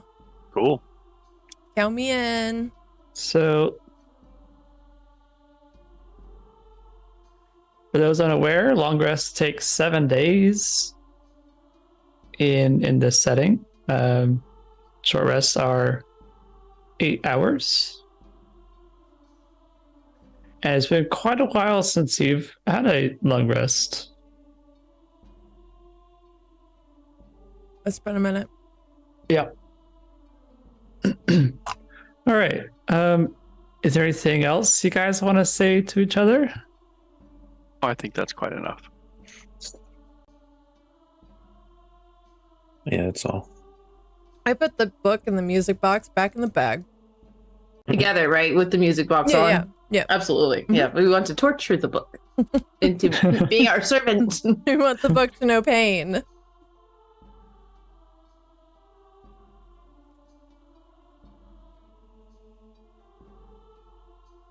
Okay. We can fast, speed through the long rest, unless you guys want to do anything in between. You guys can just sort of lounge around while you're here. Yeah. Is there anybody like of interest or note within the estate? Well, you have the butler. Okay. Other than him? Uh, Not him. well, you could go talk to the guards. Yeah. Okay. Sinead's just gonna. Shouldn't you be asking about their comeliness before you say no?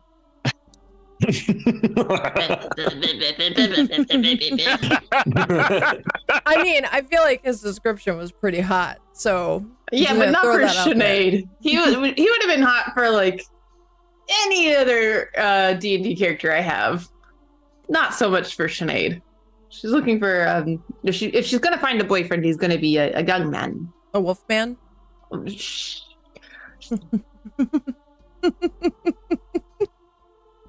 Missed I missed the wolf. opportunities. God, misconnections. Misconnections. Well, you might meet him soon enough. Yeah, I want him to be Again. my wolf man boyfriend. Duro just dangling wolf man over your head. Hey Bones, do you like romantic endeavors in D&D? Yeah, I love that.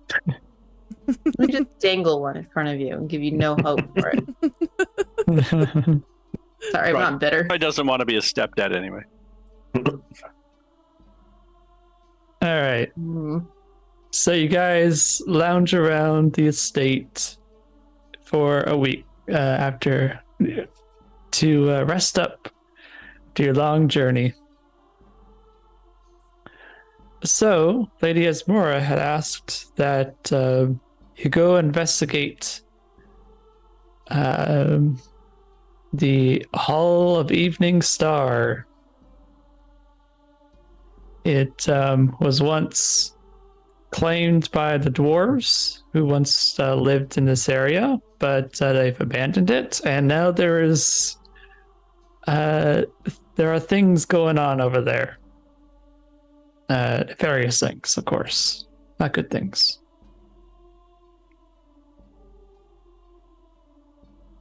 All right, so you guys pack up, right? Are you gonna go over Yeah. there? Okay, you pack up and you hop into your cart and head off to the hillside.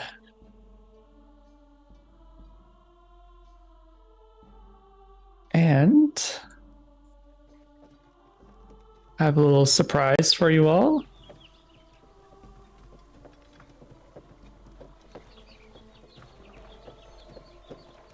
Surprise? A surprise. We've got a battle map. Battle map. Battle map. I'm pretty sure y'all can see. I have a black square on Big me. black square. Big black square. Oh, okay. Oh. You only see square? Big black square.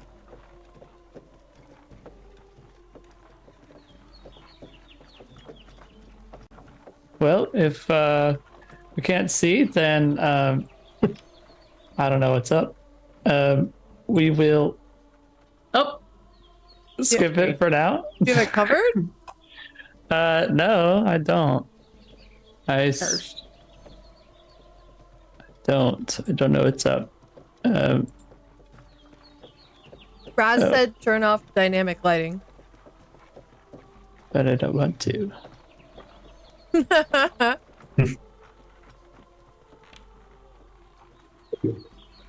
You see now? Mm-mm. Okay. How do I turn off dynamic lighting? Oops.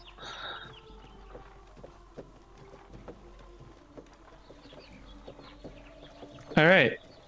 You're rusty on the Roll20 maps. Well, they updated the UI, and I haven't Oh. had a chance to play around with it. When I did it, it looked fine to me. So, Interesting. maybe I should have actually went and saw it as a player. All right. We'll skip the map. That's fine. We got teased. Huh? Raz says you have to go in and turn it on for each player. I did. Interesting. I gave you all sight. Maybe we have to put our characters on the board. Oh, that might be it. Well, your characters are on the board, but are you able to throw yourselves over there? I threw myself over there, but it didn't do anything. My character is not on the board because I broke my character sheet earlier. All right. Forgot about that. Okay. Looks like we won't have it, but luckily, I wrote things so I can describe it to you. Okay. So you approach the halls of the Evening Star.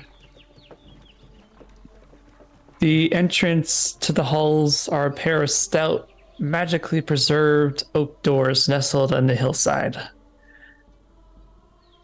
You hop off your cart and walk up to it.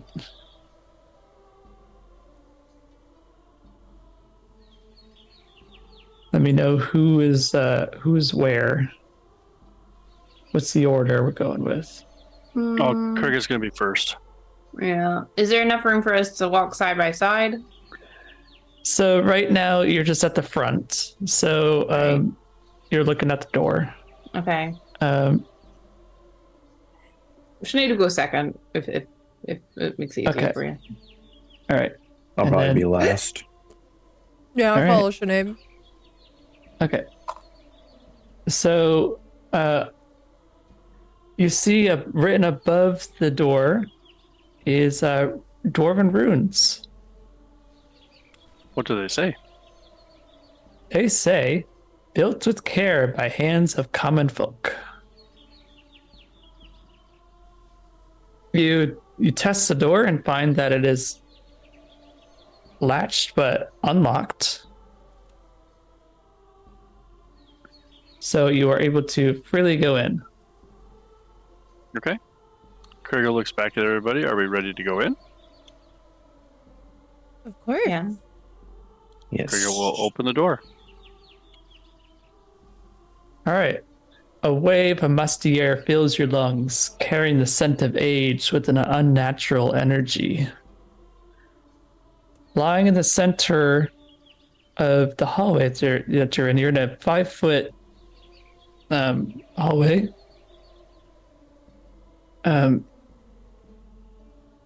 You see in the center is a corpse. A large hole was punctured straight through his chest.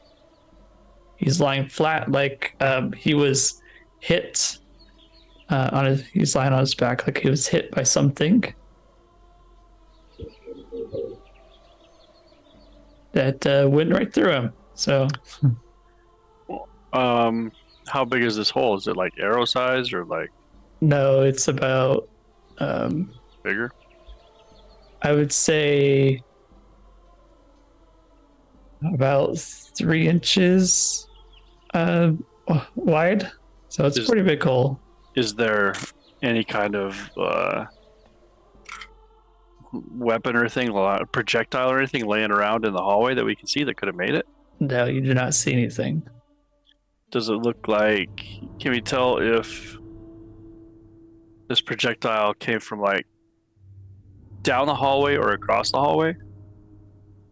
Well, you don't see any projectiles, so you can't really tell.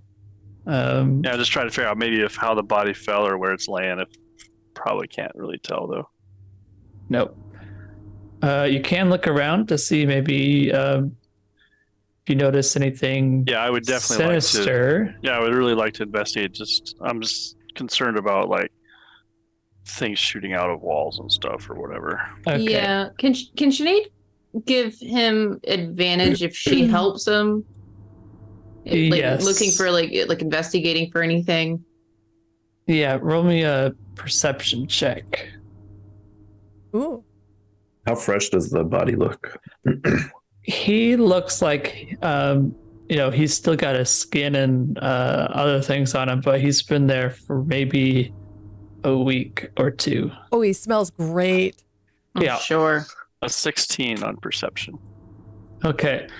So you look around and notice a pressure plate on the floor. And further down, where the threshold into the next part of the hallway is, you see a mechanism to deliver a large bone to center mass. Krigga will point that out to everybody. Yeah, I think that's what caused his demise. Don't step on it. She'll look at Mars. Sinead will look at Mars and ask him, are you able to disarm such a thing? I could try. Carefully there, Mars. Would there be a way for us to like walk around it? Or is it like a pretty narrow path? It is a narrow path. You have to Okay. walk over it to actually get to the next part of this hallway. All right. I will take a look at it and try to disarm it. Roll me a thieves tool check. What would that be? It would be dexterity plus your proficiency.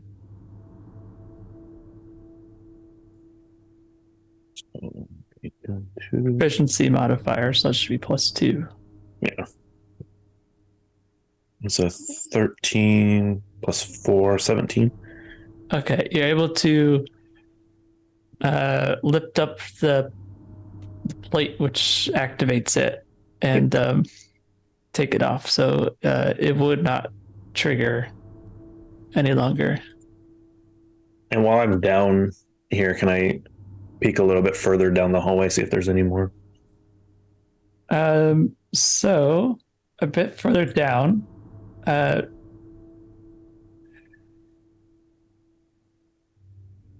yeah, you could, well, you're in the back, so you'd have to have someone else do it, but Well, I would assume that I went to the front.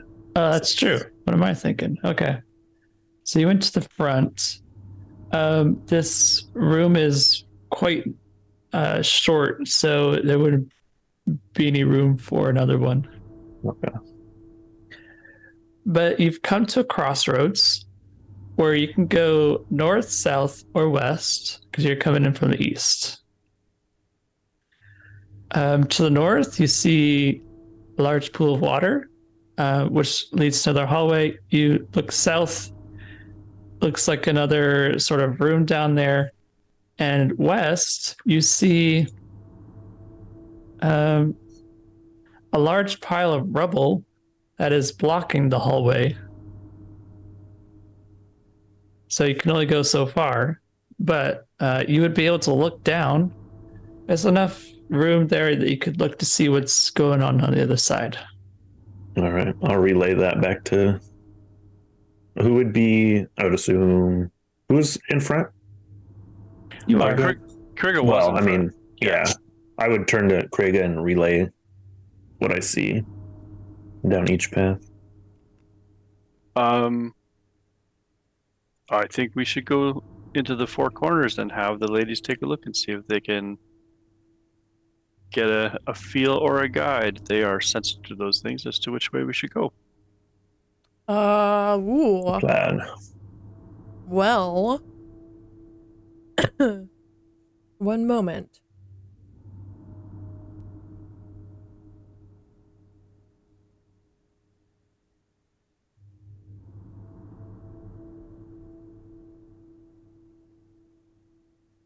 So what are you planning on doing? I think right now we're just like in the cross section, and we're having everybody take a look at all the directions Oh, okay. and see if the ladies can kind of, if they have anything they can do, or if they just have anything that looks familiar to them that would indicate a way that we should go rather than just picking at random. I would probably look to Nimue and say, "Would Merlin take a look down each path?" Yeah. That's way smarter than I was gonna use augury, but Augury sounds more fun, doesn't it? augury does sound fun. I'm first and foremost, I will send Merlin down each side. Okay, How so far can he go from me? Like 100? It's 100 like feet. Yeah, familiar. Okay. Okay, so you can go north, west, or south. Oh, there's three. There's three ways. There's three ways: north, west, or south. Well, west you can. There's only so far you can go. The rubble's in the way. But north and south are two ways that you could realistically go. I'm gonna send him north first. Okay. You send Merlin north past the pool of water. He eventually comes to a closed door. The one weakness of birds. Do I see anything on? Is there anything on the door? Just a door. It's just a door. Okay. I recall him, and I'm gonna send him the other way. What's the cleanliness of this door? Shut up, Brad. Yeah. Okay, so you send him south, and it's not too far down that he runs into something. Those damn doors. He finds a room where smashed and moldy furniture occupy it. There is a large, let's see. You would probably know what this thing is without me. So it's a massive humanoid with lots of fur on his body. He looks very vicious. It is a bugbear. He's accompanied by a little goblin. Okay. And in the corner, well, I guess it's not important. You can find that later. So you find a bugbear and a goblin. And what are they doing in this room? The bugbear is napping on a table, but the goblin notices Merlin. And he jumps up from his little chair his little stool that he's sitting in, and he lunges with the spear at Merlin. But Merlin is able to evade him just enough to break free. But this little goblin is running after Merlin.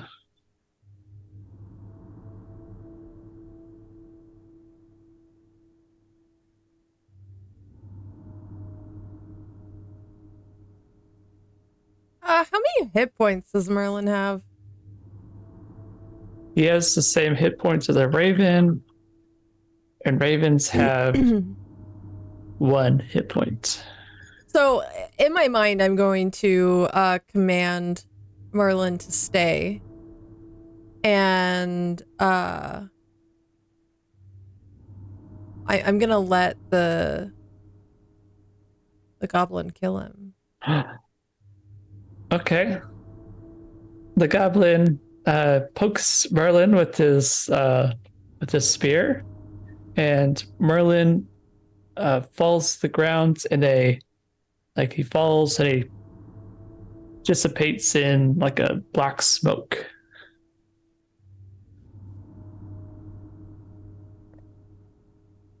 Nimue is going to turn to the party. If we go north, there's a door, and I can't see any further. If we go south, we will encounter enemies. A goblin and a sleeping bugbear. Oh, the goblin noticed Merlin. I assume it won't be long before he wakes the bugbear. I feel as though we should go take care of them before continuing on. I have a feeling they know we're here. Or at least something's here. As you finish saying that, you hear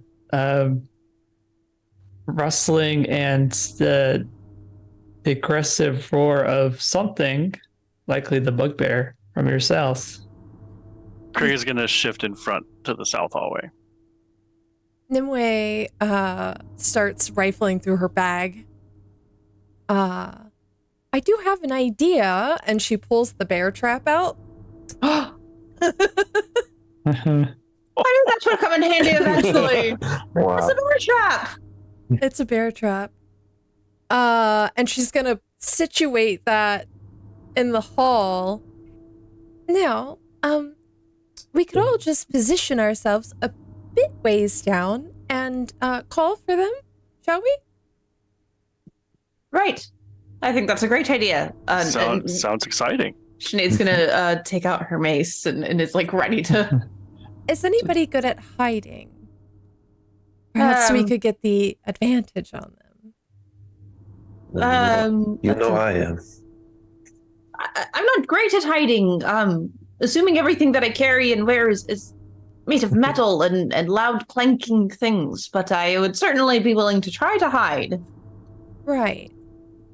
That's fair. I'll stand still. That's the best he has. Uh, All right, Sinead's gonna try and stealth. She's gonna try and hide somewhere. I'm also Okay. going to do that.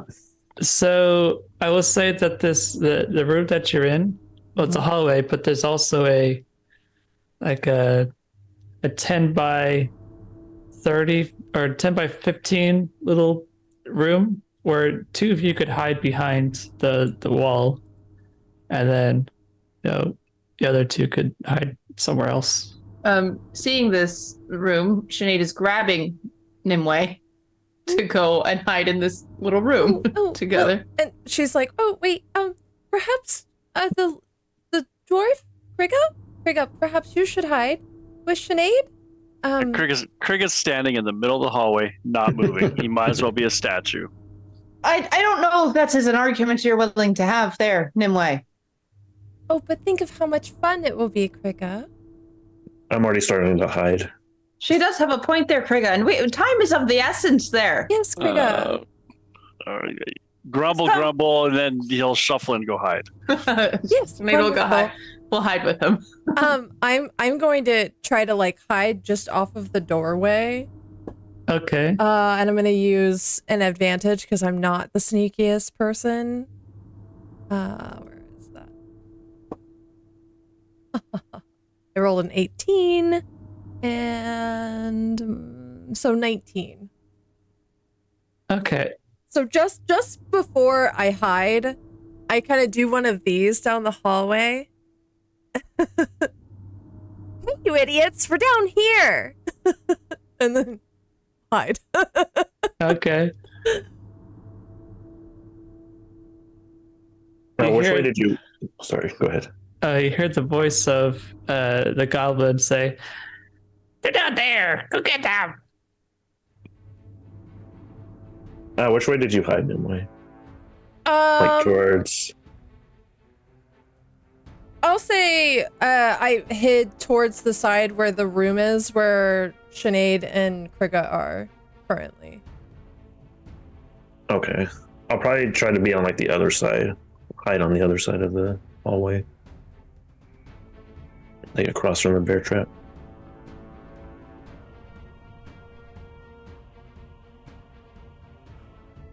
I'm going to use an advantage on that. That was a 2. Oh no.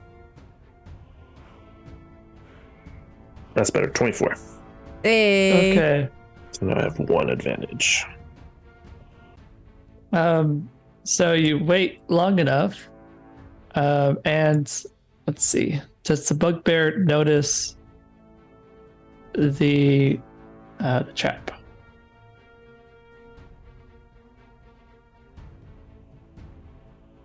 He better not. Let's see.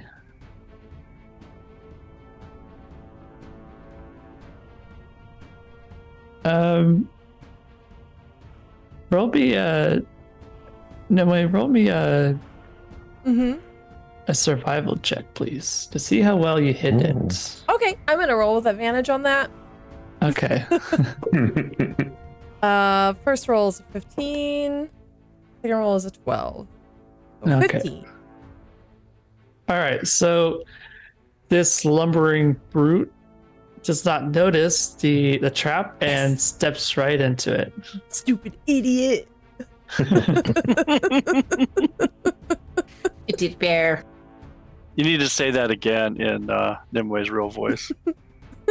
Oh god. Oh no. Now I feel on the spot. I don't know if I could do it. I believe in you. Stupid idiot. Brilliant. Brilliant.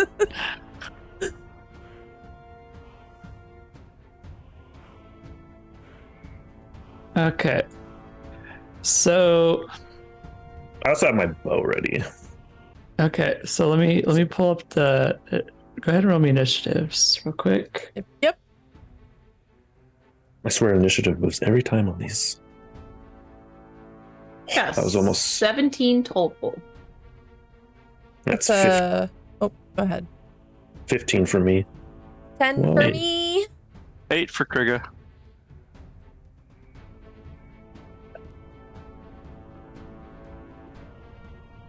What was yours? Krigga was 8. Oh, okay, got you. Marzender? 15. 15, okay. And Sinead? 7? 17. 17. Okay. I saw 7. Your- I saw It's myself. your mind? Yeah, I thought Mind saw detect? that. Myself muted. Okay, so these guys know something's happening now. So you guys won't have surprise, but he is trapped in that bear trap. He won't be able to move any closer to you. It's a good thing bugbears can get stuck in just regular bear traps. Yeah. Doesn't have to be a bugbear trap.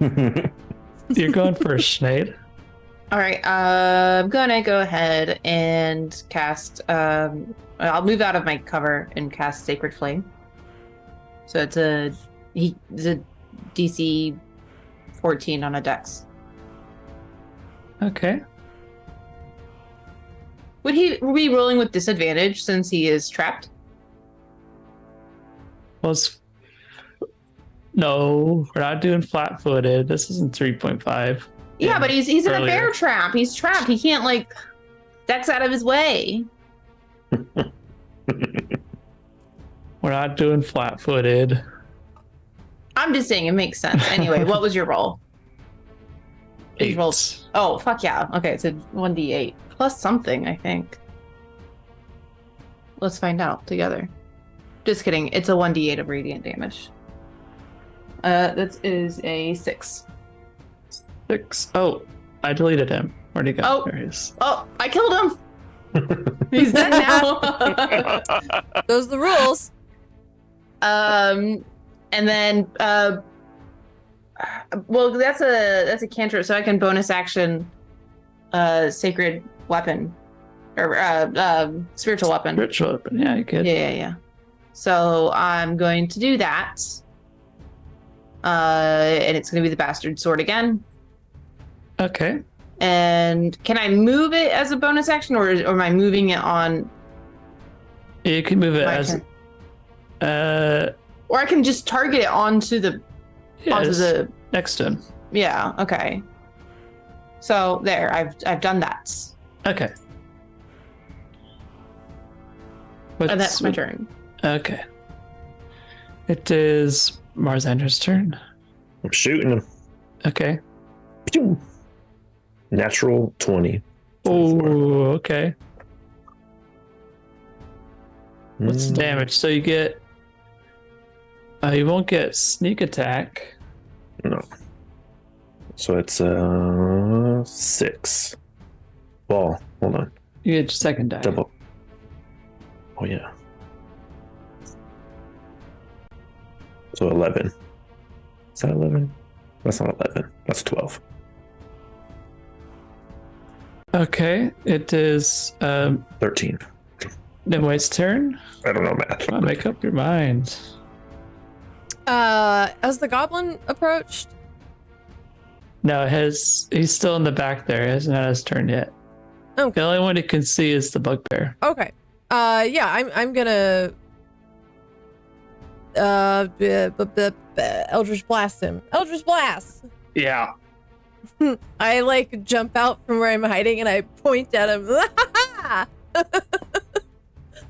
And that's 24. Okay, you're gonna hit. Oh, almost max damage. 9 damage. Okay, so this bugbear falls to the floor dead. He is slain. Beautiful. Got him, But- boys.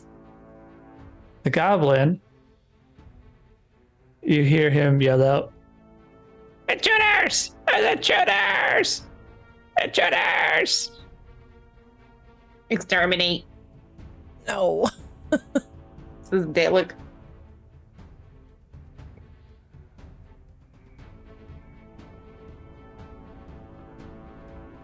Okay, so you can chase after him if you want. You haven't seen him yet, but he's definitely warning someone about something. Yeah. Do I still have my spiritual weapon out? Yeah. I want to can I move it as I'm running until I find him? And I'm within, 60 feet of him, I think it is. Yeah, you could, but Yeah. it's Krigga's turn. Oh, yeah. Okay. Okay. Sorry. Yeah, Krigga's gonna It's take okay. off. How far away is the goblin right now? Can I even see him? You cannot see him. You don't even know where he went to. Well, you know the direction, but you don't. I'll move. Let me go 25 feet that direction. What do I see when I go 25 feet that direction? You see the opening of the guard area. The door that goes further down has been opened. Yeah, Krigga's just gonna wait here. Okay. It is now Sinead's turn. He's not the Okay. most fleet to be chasing somebody. I'm doing that. I'm chasing after him with my bastard sword floating ahead.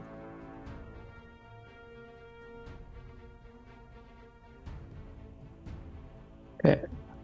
And I could.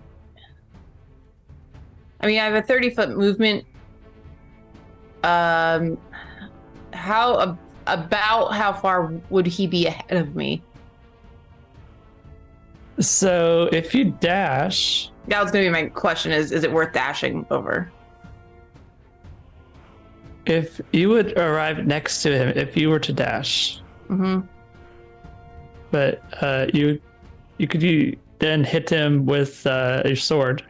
Yeah. Well, the sword can't dash. The sword can only move 20 feet at a time. Yeah, so the sword would be in the same room as you, but it wouldn't be able to attack. Okay. So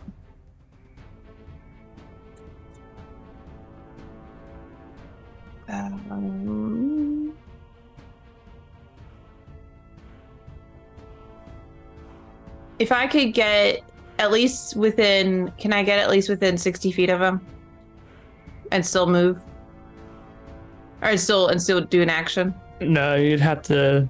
I have to dash regardless. Okay, You'd so have to dash to get next to him. okay, I'm gonna dash and then move my sword 20 feet. Okay. And then that's my turn right now. All right. Marzander, it's your turn. Do you want to move as far as you can? Yeah, I don't know why I took a bite right now. I knew my turn was coming up. Yeah, I'm gonna chase. Okay. You can be in the same room. You can see him, but you can't attack him. Okay. Nimue, do you want to do the same? No. Okay. I would like to use my Blessing of the Raven Queen and teleport 30 feet ahead into the hallway. And upon teleporting, how close am I to him now? So you're in the jail room or the guard room. Sorry, you can't see him just yet. But if you move, you could see him. Like, how far do I have to move? Okay, so you can move 15 feet to see him. Okay, I'm gonna move 15 feet. Okay. Do I see anybody else in here? Mars and Sinead? But like no other enemies. No, the enemies. Are no. there doors? What does There's a this door- room look like? It's an empty room, Mm-hmm. but the next room you can see there are tables and things in there. And how far is he from me right now? 10 feet. I would like to cast Charm Person on him. Okay. I feel like anyone could guess that.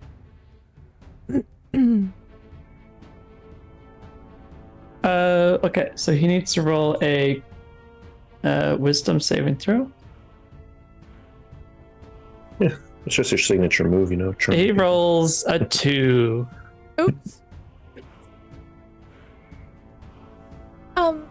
Excuse me. Could you? I'm sorry we startled you. Could you stop, please? Stop what? He says to you. All that shouting. It's so very loud. I think you could be a bit more quiet. I mean, we're all friends here, aren't we? I'm a guard. It's my job to be loud. Right. I see this. And she's stepping like closer to him as she's speaking. Do you remember me? We're old friends. Nimue, remember?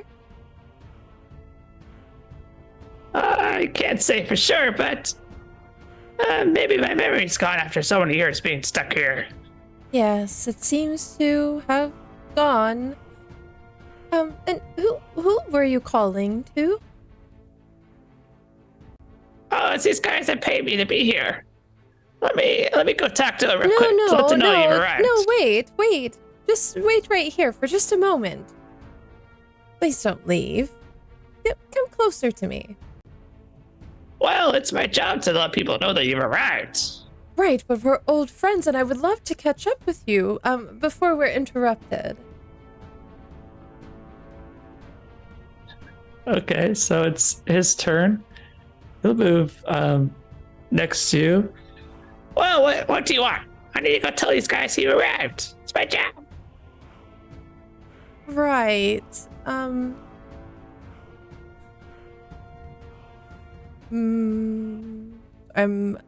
looking at my bag. One moment.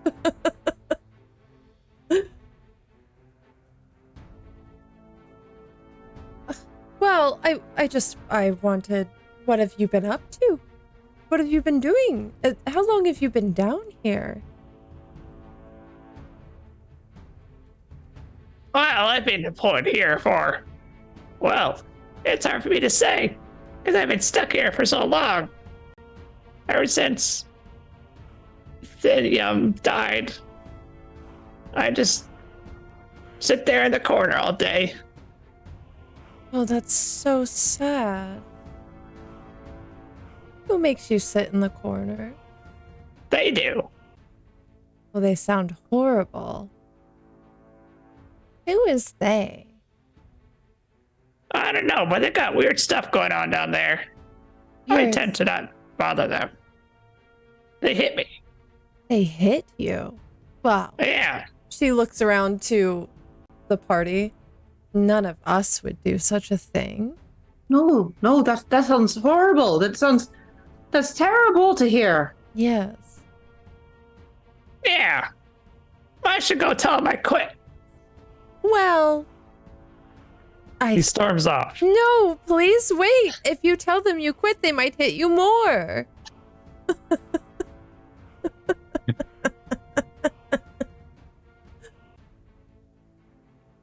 You see him barge through the next door. Oh my god. Well, I did my best, everybody. Fine, we have the spiritual weapon. Hopefully I can whack a few of his buddies. It is Krigga's turn. So, I come the rest of the way into the room, I guess. Can I get to the door that he just went through? You could get next to everybody else if you were to just walk there. Yeah, I don't want to walk. I want to get to that door. So I'll double time it if I have to. Or is that as far as I can go is to catch up to everybody as if I dash? Since If- I'm slower. If you dash, you can get 10 feet behind him. Yeah, let me go there. Okay. So you run through this next room, which, let me see what it says. So you run through this room where you see various books on tables. There's a small creature which has been dissected. They have like little pins opening its internals. There's books next to it with like journals written, which you could assume to be like their study on it. You see that in passing as you run into this hallway, which leads to a set of stairs. Okay. All right, Sinead, it is your turn. Mm. Oh, you can see this room too, since you're at the doorway. And there's other dudes there, you said? There's a guy who's being dissected.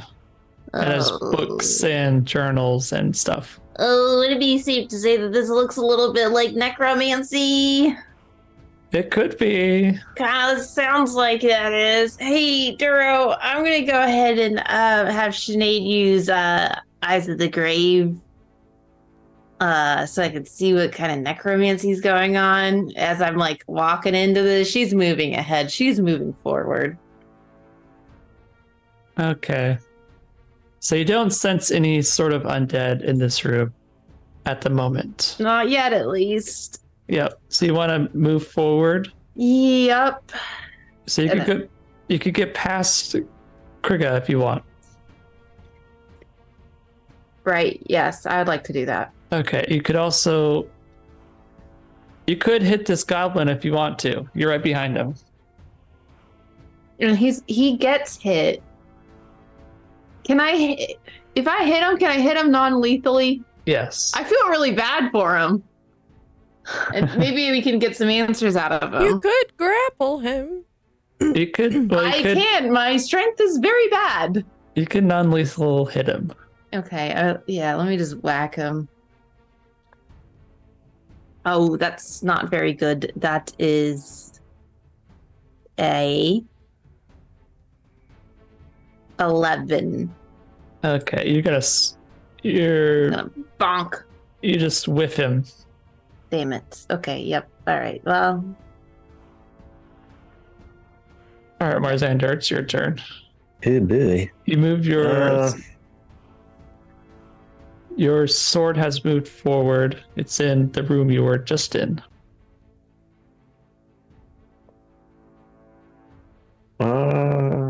So with the 60 feet, how deep am I into the room? With you can be right behind Sinead. You can be, which should be in front of Krigga. I think I'll walk into the room and cast invisibility on myself, and I'll just kind of like lean up against the wall. Okay. It is now Nimway's turn. I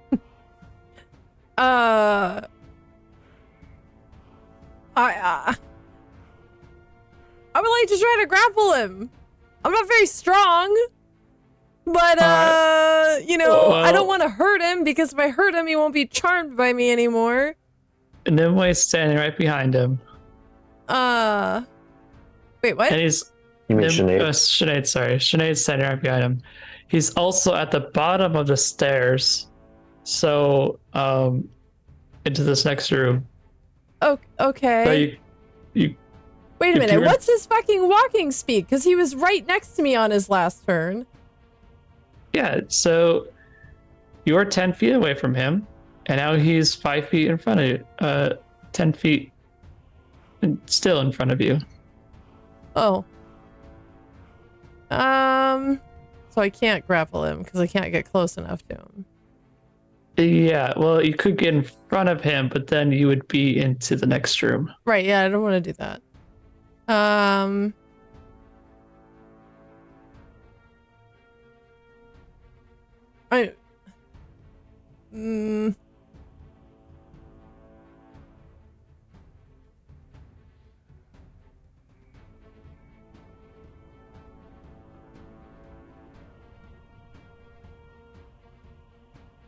Well, I guess this is what we're doing.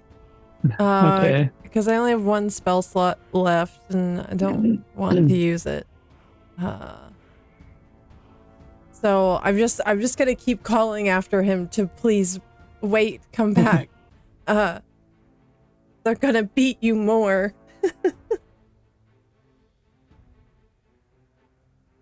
I'm trying to persuade him to stay.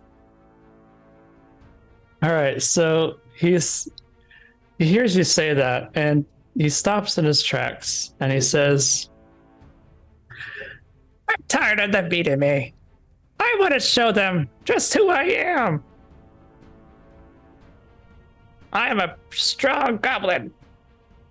What may I ask before you go? What they are? We know that you're a very strong goblin, but what are they? Necromancers parading as scientists. Human necromancers? Yes, of course. Very well then, take care of them. I believe in you. What's your name again? Door. Door?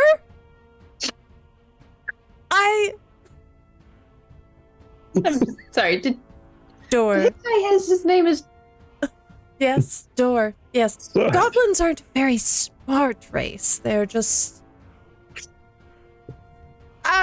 you got this, Door? Full speed ahead. So can I re-ask that question? What's the comeliness of this door?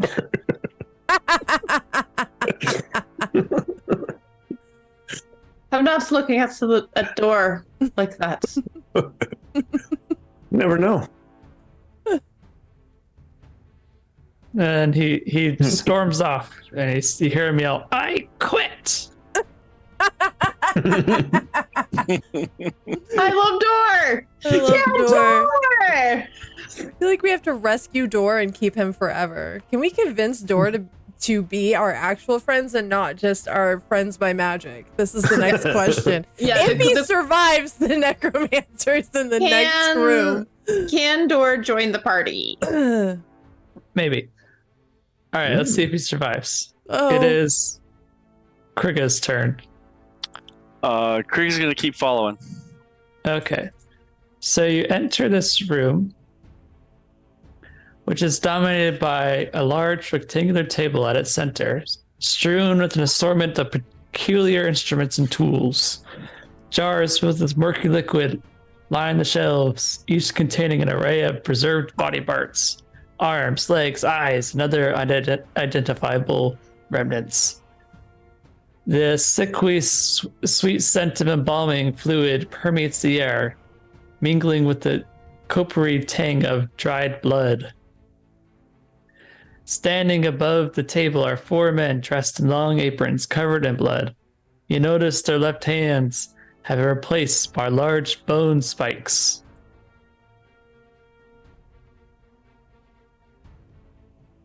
So these are presumably the people in question. So technically we're still in the same combat. So let me just roll initiative for these guys.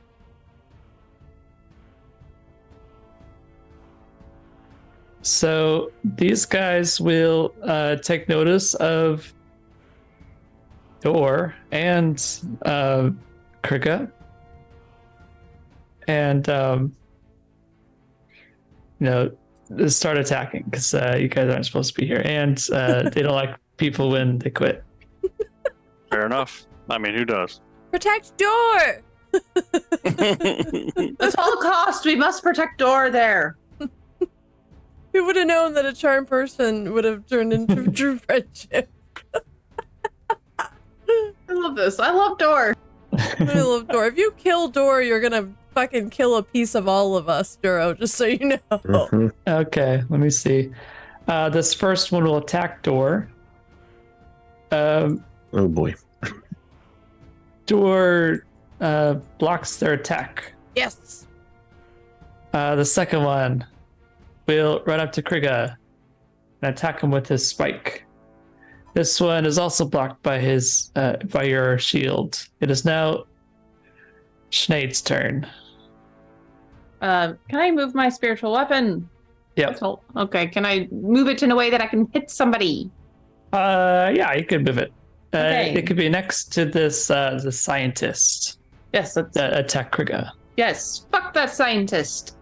I hate. She's gonna look at the scientist and she's going to say, "You are a blight on this world," and she's going to try and hit the scientist with her sword, Okay. her bastard sword. It's a 15 plus 6. Okay, roll 3 damage. Okay, I think it's what is it? D8. I've looked at this 100 times tonight. The D8 plus 4. Okay, where'd my D8 go? That is 9 total.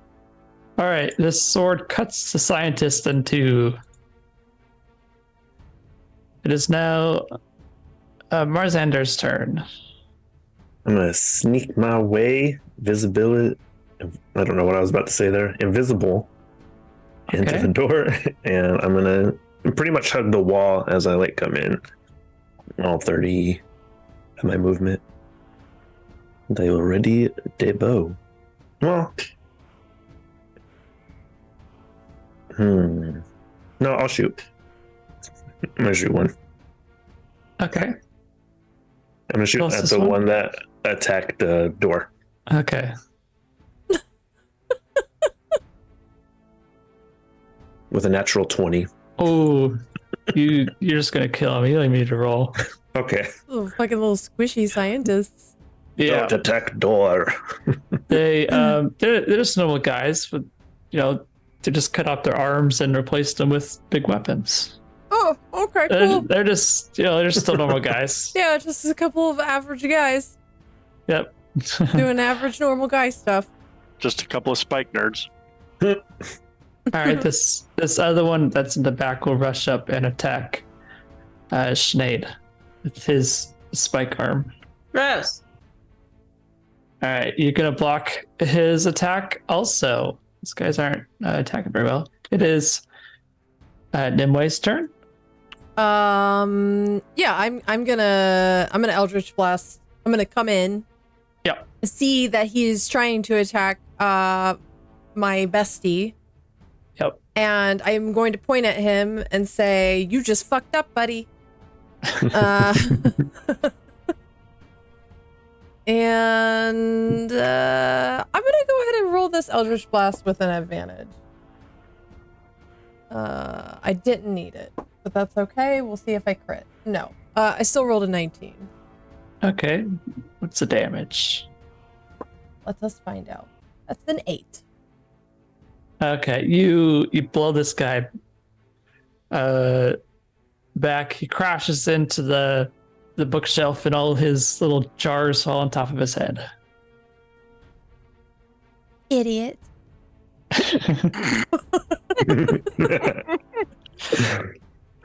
It is Door's turn. He's going to attack this last scientist. He sees what's going on. He wants his freedom. Go, Door, go. He swings a scimitar. He misses. Now Krigga's turn. I'll help him. Okay. 16. Okay, you're going to hit. 10. All right, you smash this guy. Yes. Okay. Door exclaims, "Door is free!" Oh no. Wait a minute. Did he get hit at any point during this? No, two attacks missed. He's still under my charm then. This is beautiful. Nimwe's gonna come up beside him and put her hand on his shoulder. How tall is Door? He's 3 foot tall.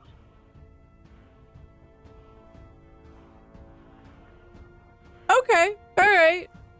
Okay. Let me put my hand on his little shoulder and look down at him. You were great, Door. Did an excellent job. I vote you stay with us. Stay with you. Yeah. I mean, we're pretty cool guys. Are you gonna pay me?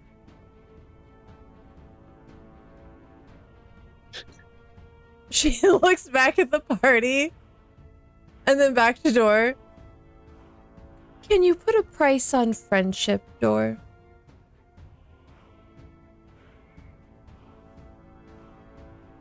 Well, I was saved. You gave me the idea to overthrow my oppressors. Right. Because that's what friends do, Door. They help each other out. I am in your debt. I will join you. she like does this and looks back How at about everybody. that? Sinead just is like golf clapping away. That's brilliant. Yeah, Krigga's just shaking his head. I feel like you've made a very good choice today, Door. There is one more matter of business, though. Yeah. There are others. Oh. To our north. These same gentleman, the squishy scientist. Yes. Oh. Well, yeah, I feel as though we should take care of them as well. They did oppress you.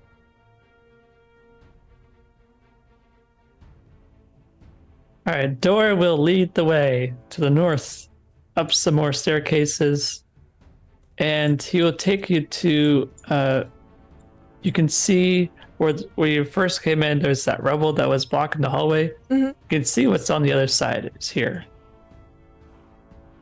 So I'll put you back in the original order that you had. Okay, so you're back in a narrow 5-foot hallway. We're almost done. This is the last room. Well, it lasts the important rooms. We'll get to the other ones later. Sprawled across the floor of this room are the remains of young dragons and large black scales with a purple hue. Lying across the stone altar is a creature made mostly of the reconstructed body of a troll. And chanting on top of this troll are two more of these scientists.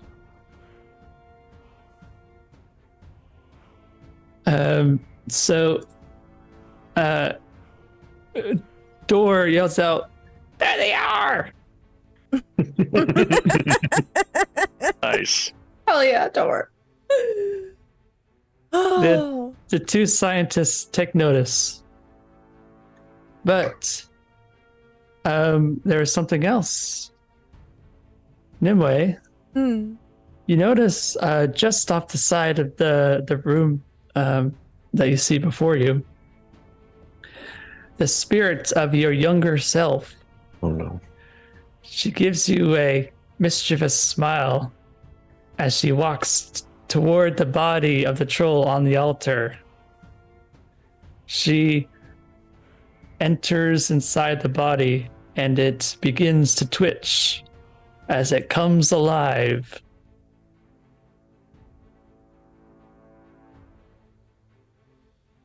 Panic.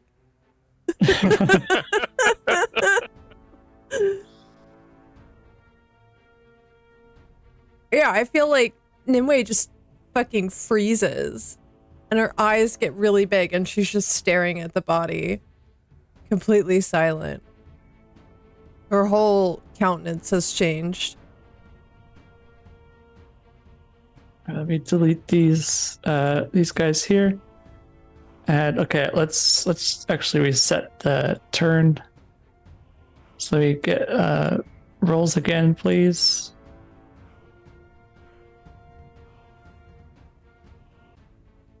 I got a 15. I got an 8. Krigga got a 21.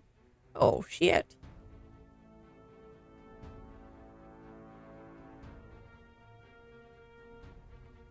Pretty high roll.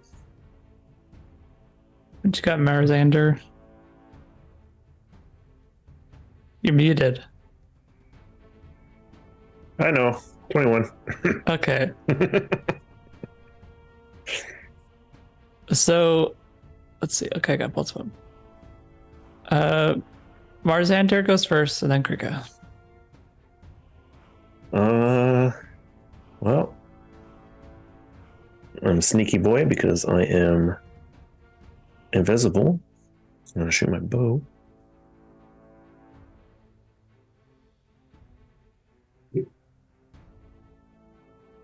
And I miss. Well, 8. At 2? Do what? Who are you shooting at? So we got the two scientists. One of the scientists, sorry. Okay. Okay, you're not going to hit him.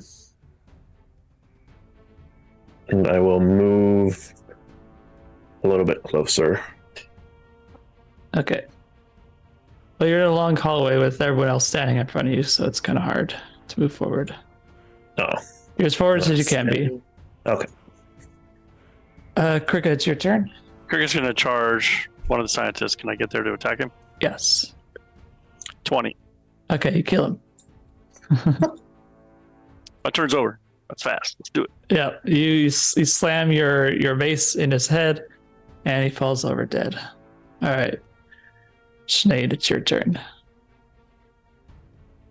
Do I still have my spiritual weapon up? Yes. Can I go ahead and move it to whatever is closest? Okay. You could hit the scientist. Yeah, I'm gonna go ahead and do that. That is a fucking. It's a 5 plus 6, so 11. It was almost an 18. You're close. Yeah, it rolled the other way. Okay. Well, you got your main attack still. No, isn't my attack with the spiritual weapon Oh, it's a bonus action. the attack is the bonus action? Mm-hmm. Yeah. Oh, well then, the sacred flame is ass. Okay. No, yeah. I can't because it's a cantrip. So, yeah, it's a dex save. 13. He fails. Okay. That is an 8. All right.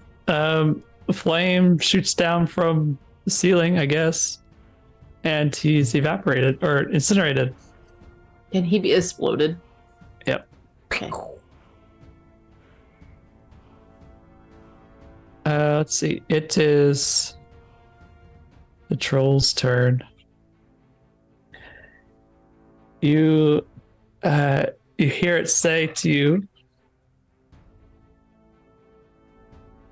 Me? well, you hear him say, you hear the troll say something. It says, I can't rest until you face the truth of what you've done to me. I am you, and you are me. Don't turn away from what we both are. And then he will, he'll run at Krigga, but there's someone else in mind. But Krigga just is in the way. Yeah, it happens a lot. You make a bite. Okay. So 20 will hit. Yeah. 9 damage. Okay. And then we'll make a claw attack. Oh, another hit. 11 damage. So 20 damage. Okay. It is now Nimway's turn. Oh, okay.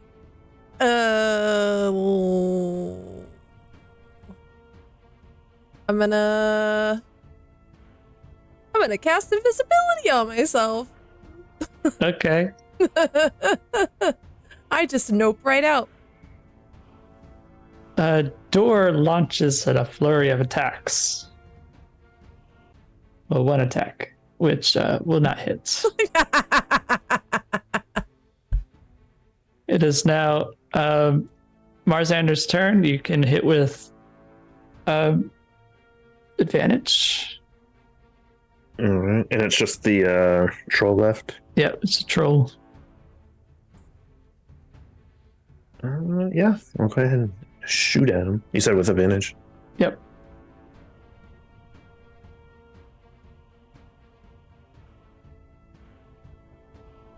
Man. All right. 14. That will hit. Okay.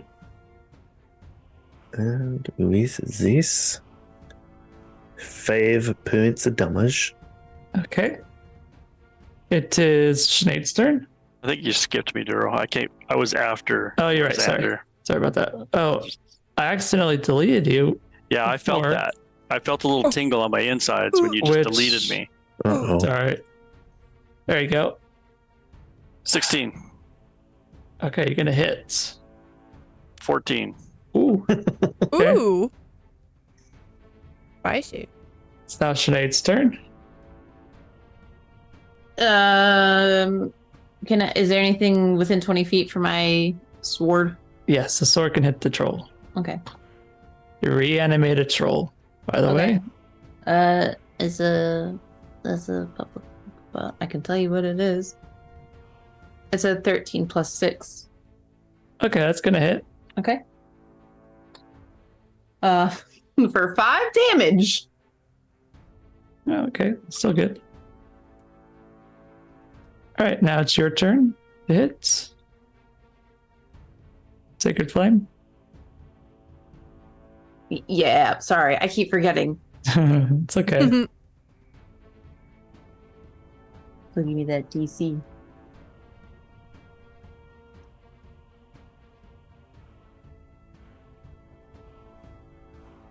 Oh, that's me. Yeah. Sorry. It's okay. 8. Yep, that does not hit. Or that does in fact hit. Okay. That is a 6. Okay.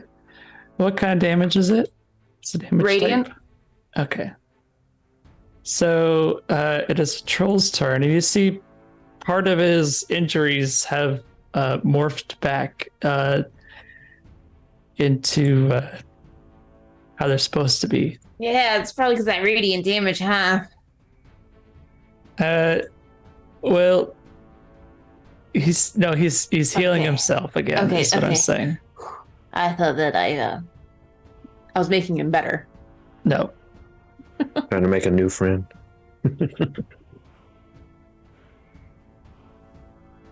So the troll will rush through Krigga. and it will start swiping around looking for someone. So he will try to attack Nimue with disadvantage. Can't see me. I'm invisible. Well, the troll's gonna attempt to hit where you last were seen. That son of a bitch. But you didn't move, so you're still there. Don't remind me. Okay, first one's gonna miss. Good. Second claw. 15, will that hit? Yes. Okay. Well, it's just, okay, so let's see. You would take what is that? 6. Oh wait, it's 12, sorry. 12 damage from the claw. Then make a constitution saving throw to see if you keep your 16. visibility. Okay, you're good. It is now your turn. I'm gonna move back Okay. as far as I can move back. Which is Okay. 30 feet. Yep.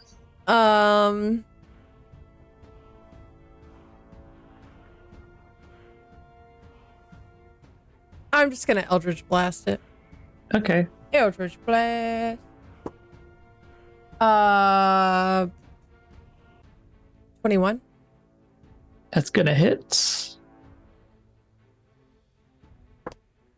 For 7 damage. Okay. All right. It is now Door's turn. Door will attack. Get him, Door. All right. Door's gonna hit for 5. It's now Marzander's turn. You got advantage again. Yeah, how close is the troll to me? He's 10 feet away from you. I'm gonna walk up to him and I'm gonna cast Inflict Wounds. Okay. Go ahead. It's an attack, right? Yes. Okay. That is a 13. That will not hit. Nope. Oh, you said with advantage though, huh? Well, that's well, you're unseen, right? Yeah, I'm still invisible. Okay, you can hit with no. Okay, I forget. Unseen attacker.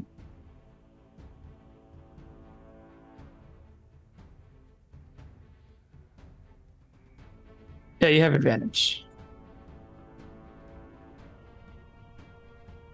That's a little better. 15. That hits. That's 3d10. Yep. 22. Ooh, 22. 7, 5, 10. Okay. That definitely puts a hamper on him. It's Krigga's turn. I'm gonna bonk him. All right. 22. Hits. Oops, I clicked twice accidentally, so 11. Okay. It is now Sinead's turn. That troll. That's a big problem. So, for my action, I'm gonna go ahead and use my channel divinity and mark him for death. Okay. And then bonus action with the spiritual Sword. weapon with the Okay. sword. Yep. That's a 19 plus 6. Okay. It's gonna hit. Nice. That's a 5 plus 4, so 9 total. Okay. And well, no, I'm sorry, I take that back. It's max damage. So 8 plus 4. Okay. So your sword is going to slice off piece by piece of this troll. His arm, his legs, slice them all off. Gross. And then Good. it's gonna fall down to the floor. Sinead's gonna point and say a quick prayer to Kelmvor.